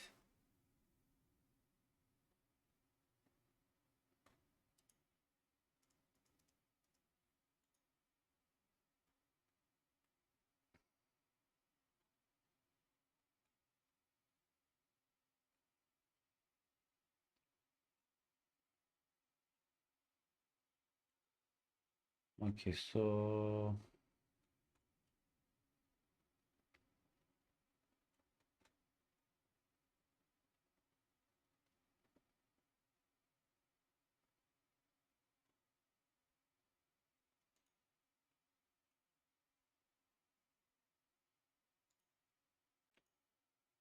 Okay.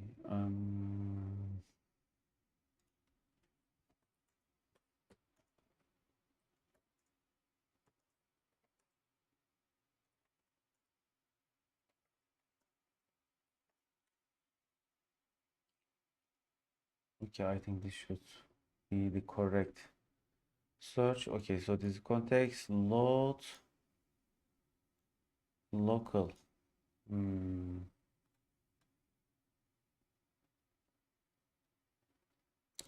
Okay, there's context, sellers, seller name, sellers add, save changes, no. DB suppliers, local to binding list, load. Okay, so there is local to binding list. Then local or binding list, no.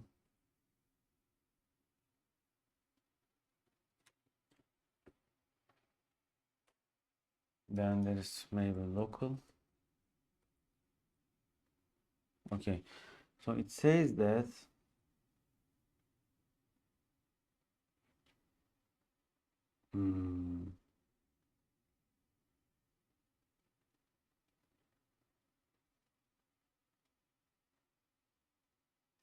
okay, so it can be used as load local,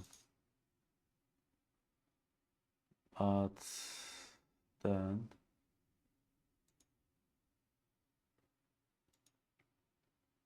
however I need to use the binding list, but it is not here because I need only certain number of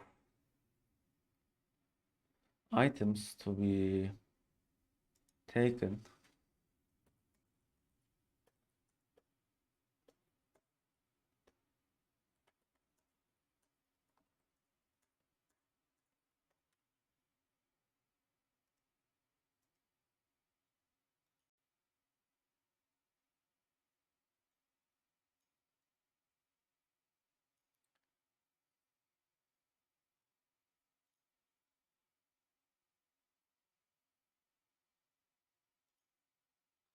If we get all the objects, it is possible, but we need to get only 13 of them. Okay, binding list order, new binding list order, orders, or this.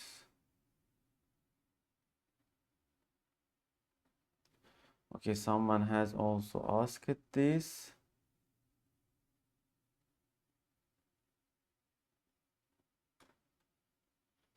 List object must be entered in the context entries where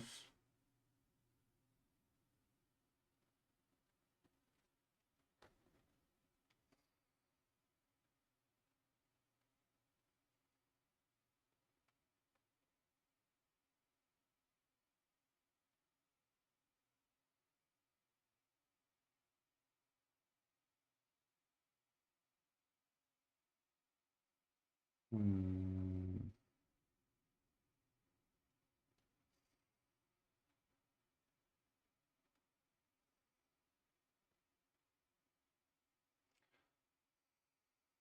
But I need to filter only 13 of them.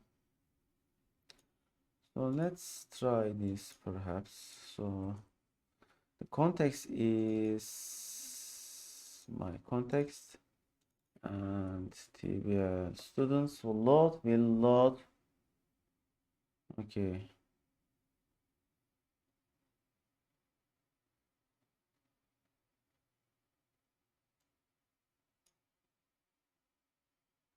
Maybe we can take it something like this, I wonder.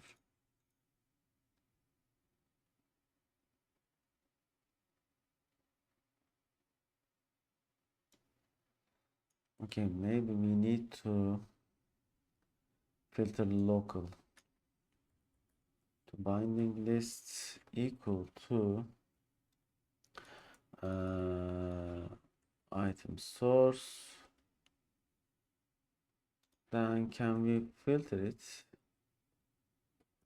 where maybe we can filter it, or order by, perhaps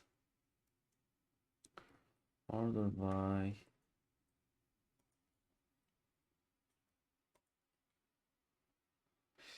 student ID, take 100. I wonder if this would work. Yeah, let's see. Okay, so this is item source, and then we will have save. So let's add a save button and see if it is working or not. If it is working, then great. This is so much saving time, by the way. Okay, so let's add a save. We can achieve this with traditional ways. You can try at home to achieve it with traditional way. However, it is much easier with Entity Framework object binding. And what we are going to do is simply my context save changes. Yeah, that's it. Let's try. I am not sure if this will work or not, but we will test it. Basically, you are writing link queue to retrieve data or update data, add, remove data. I will show you other examples as well. Okay, load.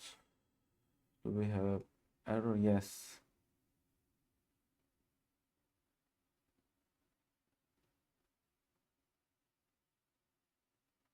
Okay, so we have a problem where, let's see. So this is DB crawling. It says that. So what was the error again? No database provider has been configured for this DB context. Let's see why.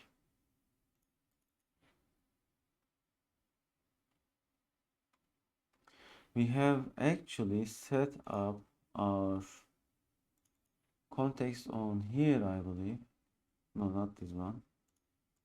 Here, school context lecture 3. Yeah, DB versus UI hint.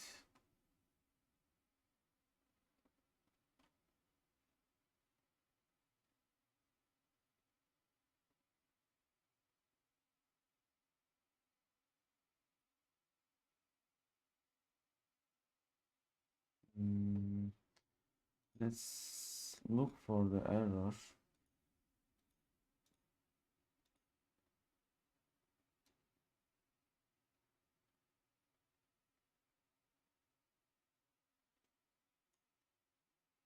Maybe we can use add DB context.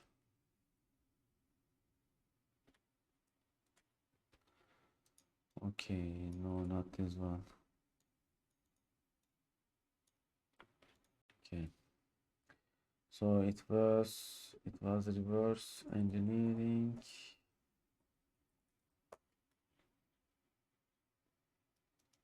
Okay, someone else also asked this probably.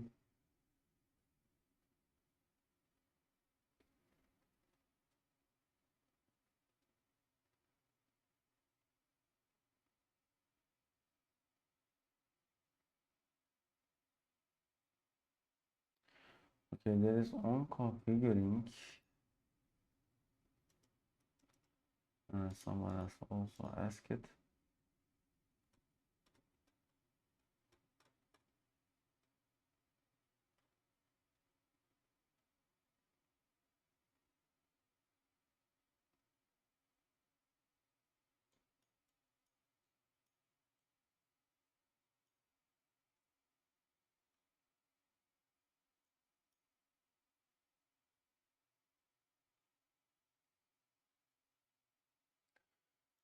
Okay, one moment.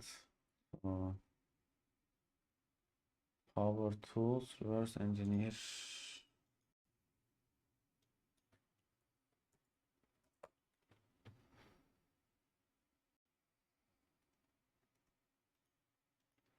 Okay, someone has asked if he could on. Okay, same problem.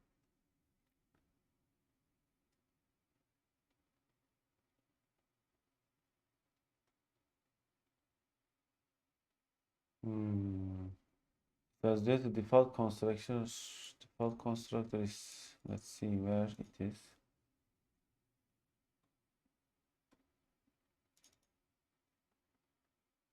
Okay, the default constructor is here, so we will remove it and let's retry.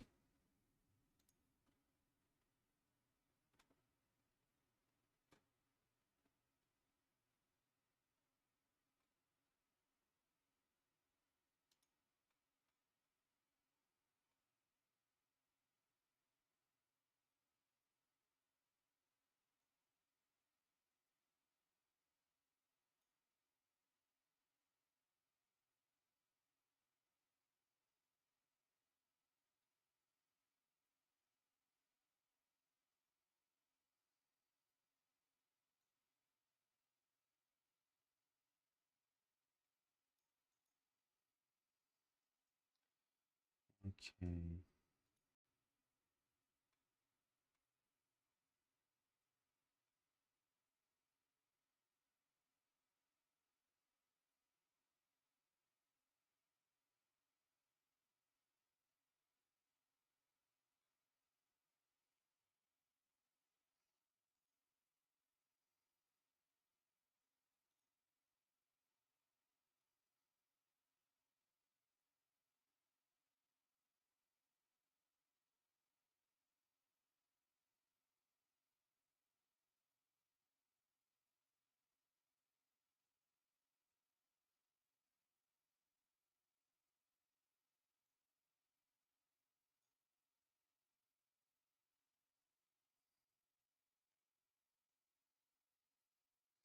Container. Where is the service container? Okay, so on model creating there is.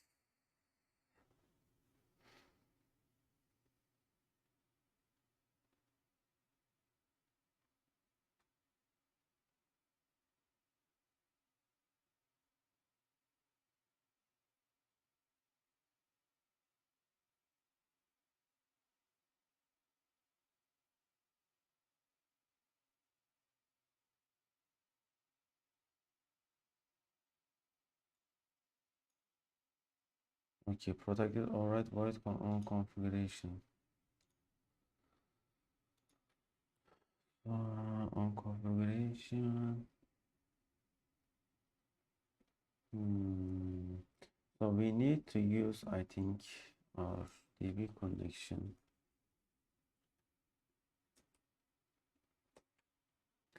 Let's try like this.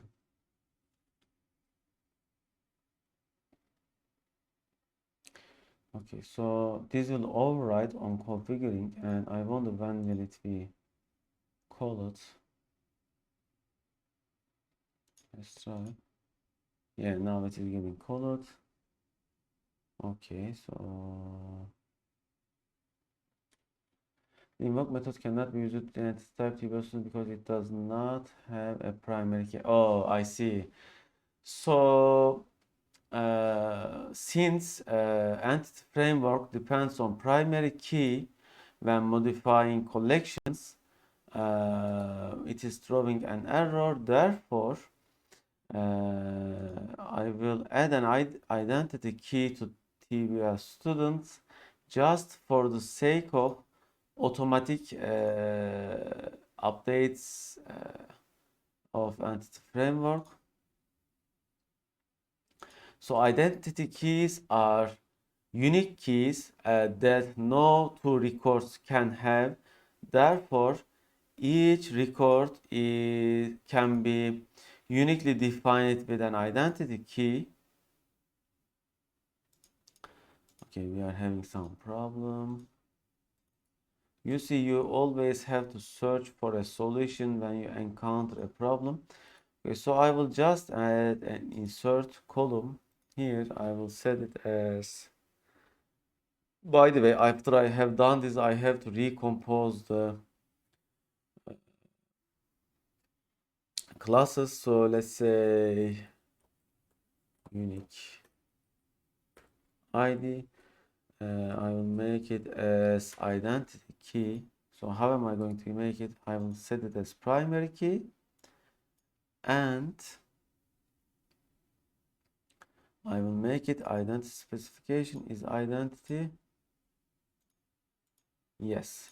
So it will automatically give keys to the existing records here, but this may break my application when doing insert, update, and such. So you see they are having all different keys now. Now I have to recompose, re-update my existing, let's say, classes. Okay, I think it is automatically now recognizing. Okay, and what will it do? Okay, so our code is gone. So let's, okay, take this back. And let's see. Student Ismail. Okay, you see now we have unique ID here, and it has the key parameter. So now when we run the application, it should work as expected, hopefully.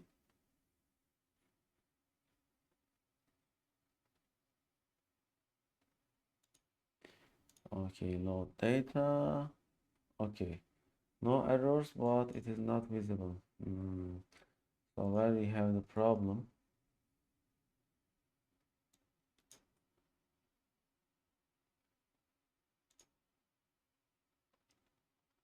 So let's just remove this part perhaps and see what happens. Okay.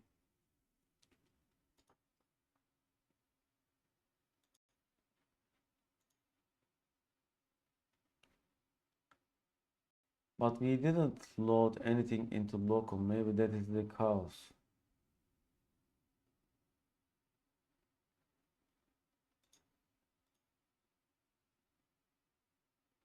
Okay, now it returns something empty. And local. Let's see if I can pick.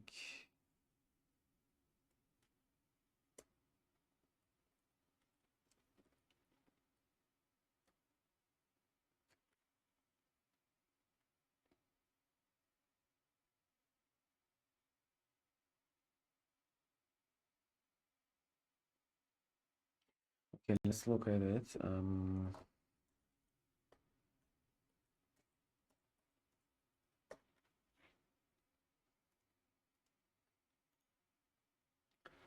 Okay, there is local data.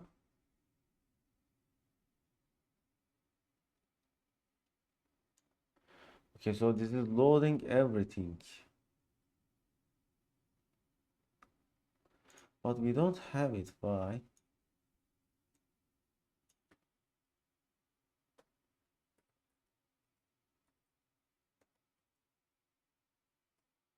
Okay, we don't have the load method. Why might it be? Okay, because we have that using system data entity. And when we add it, okay, now animates the query such that for recursion.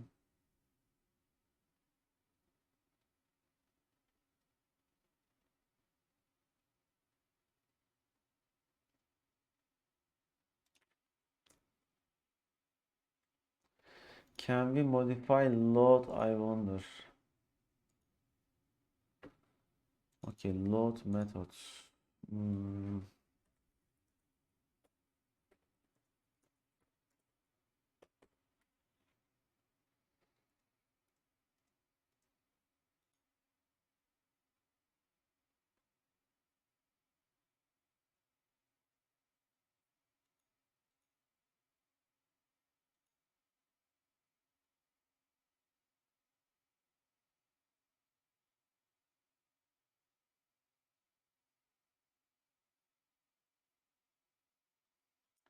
No, these are not the things that we need. Okay. So yes, okay, this is what we need.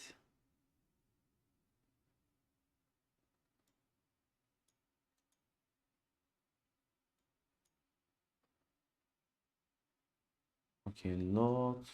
Yeah. Okay, and that is find. Oh, I see. So if we use find,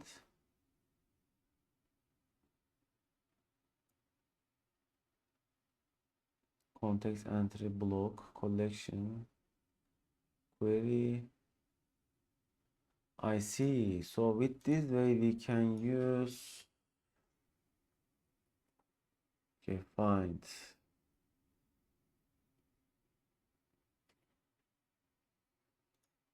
Hmm, collection query where maybe we can use this find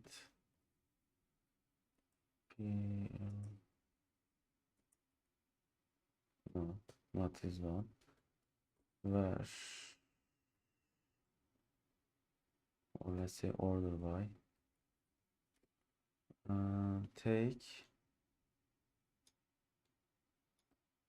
and load. Yes, now it is working. Okay, this is what we need exactly, and then this. Okay, now it should work. All right. You see, it is harder to uh, grasp the details of Entity Framework at first, but once you get used to it, it should work. Oh, by the way, we have ordered by student ID, therefore it may be slower. We should have ordered by unique ID. Okay, this is taking too much time. Yeah, SQL is working.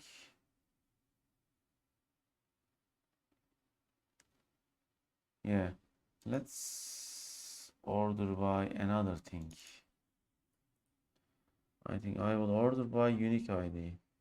Yeah, now it should be much faster because primary keys are already sorted. Therefore, it will take the ordering. By the way, you can also see the queries that is getting executed with profiler.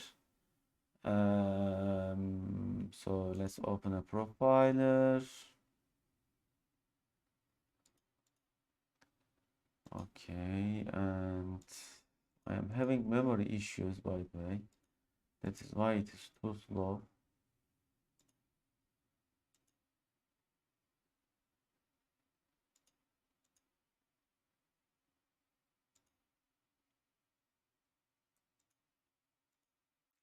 I really need more RAM memory on this laptop. Okay, I will just close it because it is taking too much time. Where is the profiler? Profiler here. Okay, let's just restart our Microsoft SQL Server to free up some memory. Oh, it didn't free any memory. Okay, I will close this.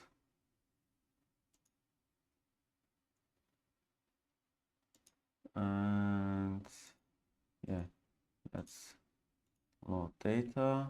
I'm hoping that this will be faster. Okay, now they are loaded by sorted by unique ID. As you can see, now you cannot change unique ID, by the way, because it is the primary key. So I will just set prime unique ID 82 to Furkan as student name. Okay, and now it is not saved in the database, but when I click save and refresh the grid, it should get saved. So let's try. interesting.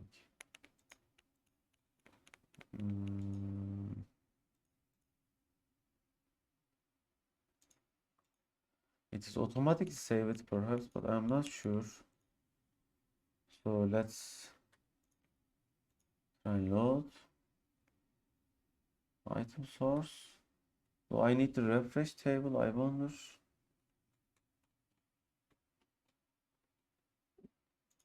Let's see. After I click load, does it refresh it?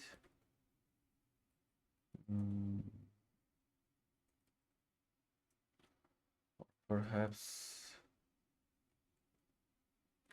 Yeah, let's make it clear then. Set the source. So let's see. By the way, we will see that if it is saved or not, but it should be saved. So how does Entity Framework do that? It is generating an automatic query. I will show you. Okay, loaded. When I click again. Okay.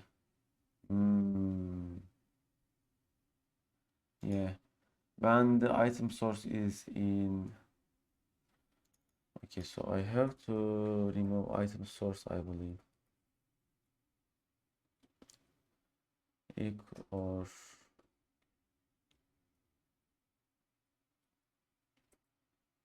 remove item source perhaps.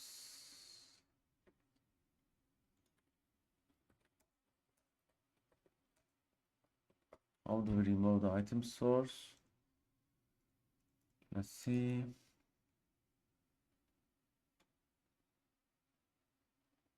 Oh, there is items refresh. Yeah, we don't need any of them. Let's just refresh.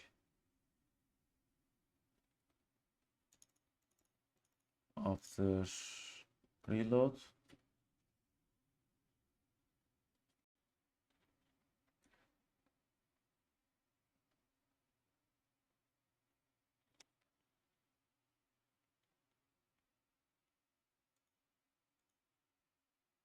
Okay. Okay, loaded. Let's check the 82. Yes, it is saved. Let's change it. Let's reload. Okay, once we reload, it is not getting reloaded. This is weird. It is not getting saved automatically, but not being reloaded as well.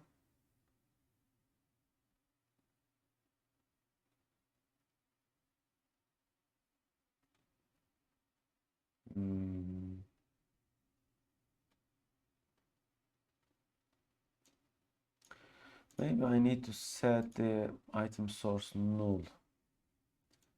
Let's try that way.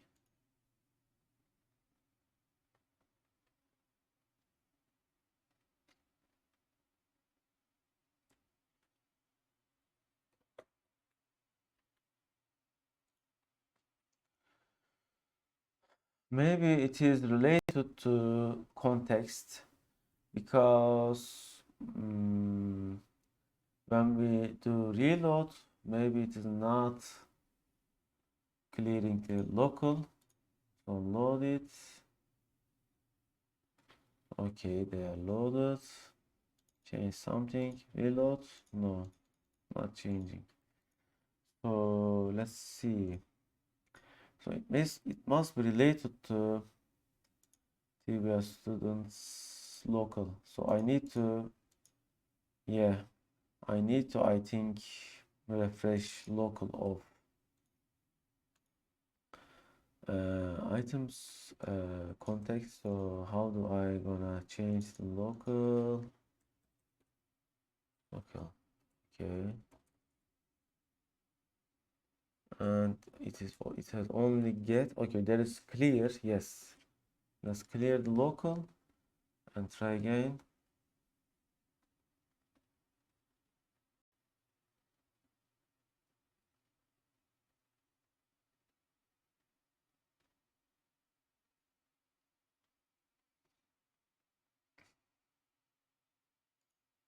Okay. Okay, let's see. Okay, now it is gone permanently.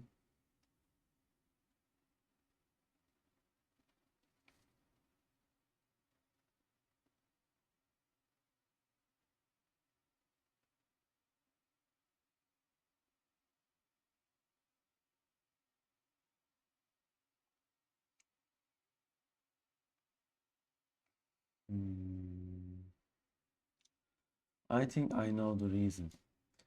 Probably I can do a new school context each time when I click load, and it should be work, because this will reinitialize the context each time I do a load, and all the changes made will be removed. Okay, and okay, it's here, so let's reload. Yes, now working. Let's make another change and let's type my surname. First save it and then load. Okay, now working as expected. Okay, great. So how does it work? Let's see the queries that is being executed. Let's open the SQL profiler and I will open tuning to see. Okay, so when I load, let's see what happens. So here the query.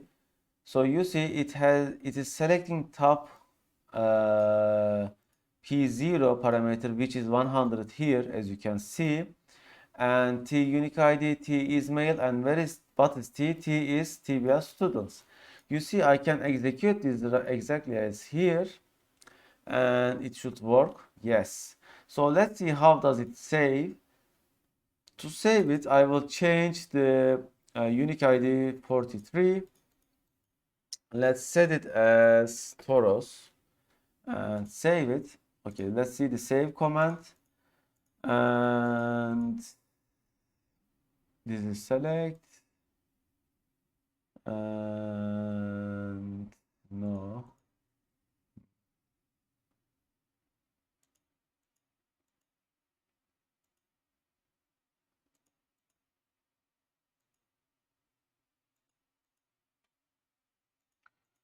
Okay, it has done some.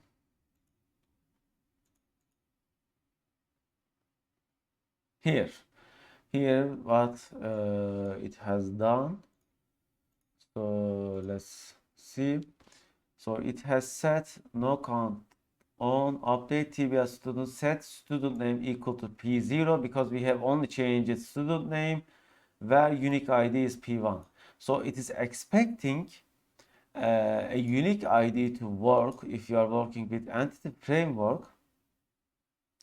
However, it may also work on tables where you don't have unique ID, but then you cannot bind it as a source. Okay, if you want to bind it as a source, then you have to have a unique ID, otherwise it doesn't work. And here you see the P1 is equal to integer value as 33, because it is the var and this is total. So let's change multiple values and see the update. For example, let's set this as Furkan Gözükara and Furkan dot Gözükara at Toros edu tr and nickname as CA Furkan. And I will even change my student ID because I am not bound to it. And when I say, you will see the query. Okay, now the query is expanded with other updated things like here. We can even update multiple columns. For example, let's set this something like this, I mean multiple records, this here, and here, whatever I want.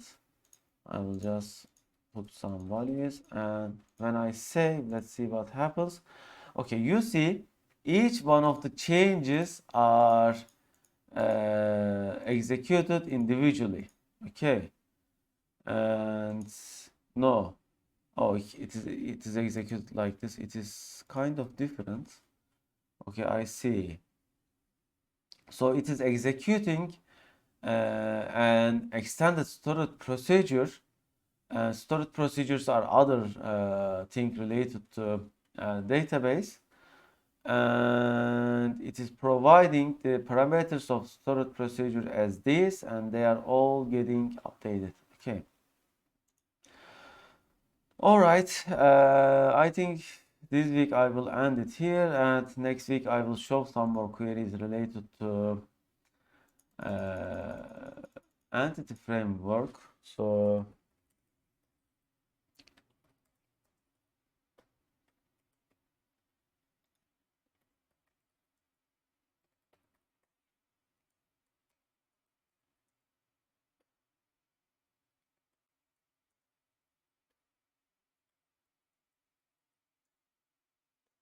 mm,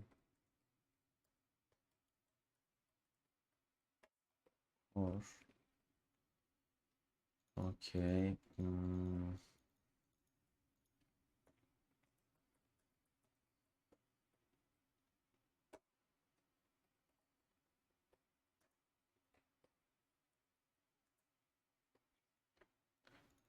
Okay.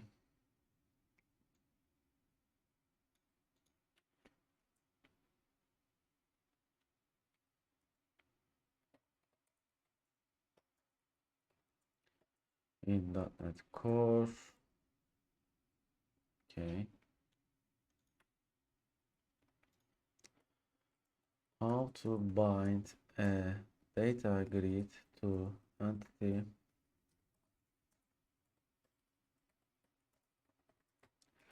and save changes made in data grid in database.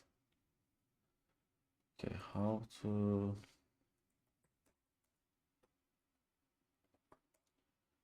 data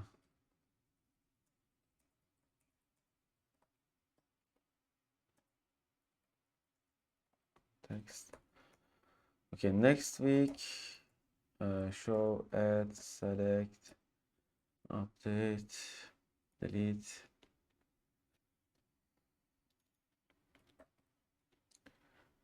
Okay, show regular.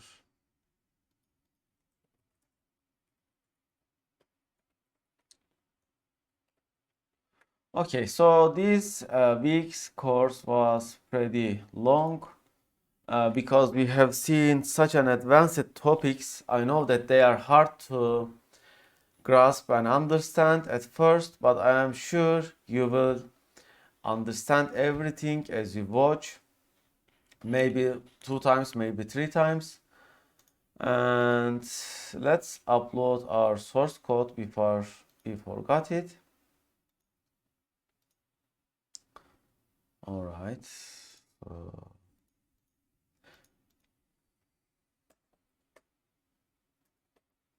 okay, let's.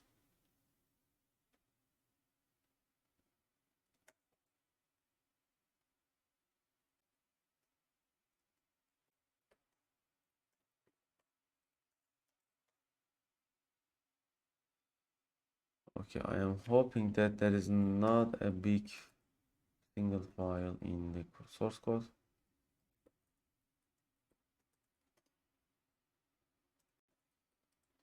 When you encounter a problem, don't give up. Try to solve it. Okay, there should be a way to solve your problem. You can't just give up and say, I am not able to do it to your employer, right? When your employer requests something from you, you have to do that request, solve your problem. This will differentiate you from other programmers. You are a software engineer, therefore, you have to be able to solve problems better. You have to do a better coding. By the way, when we do entity framework updates, delete, insert, or select, they are all SQL injection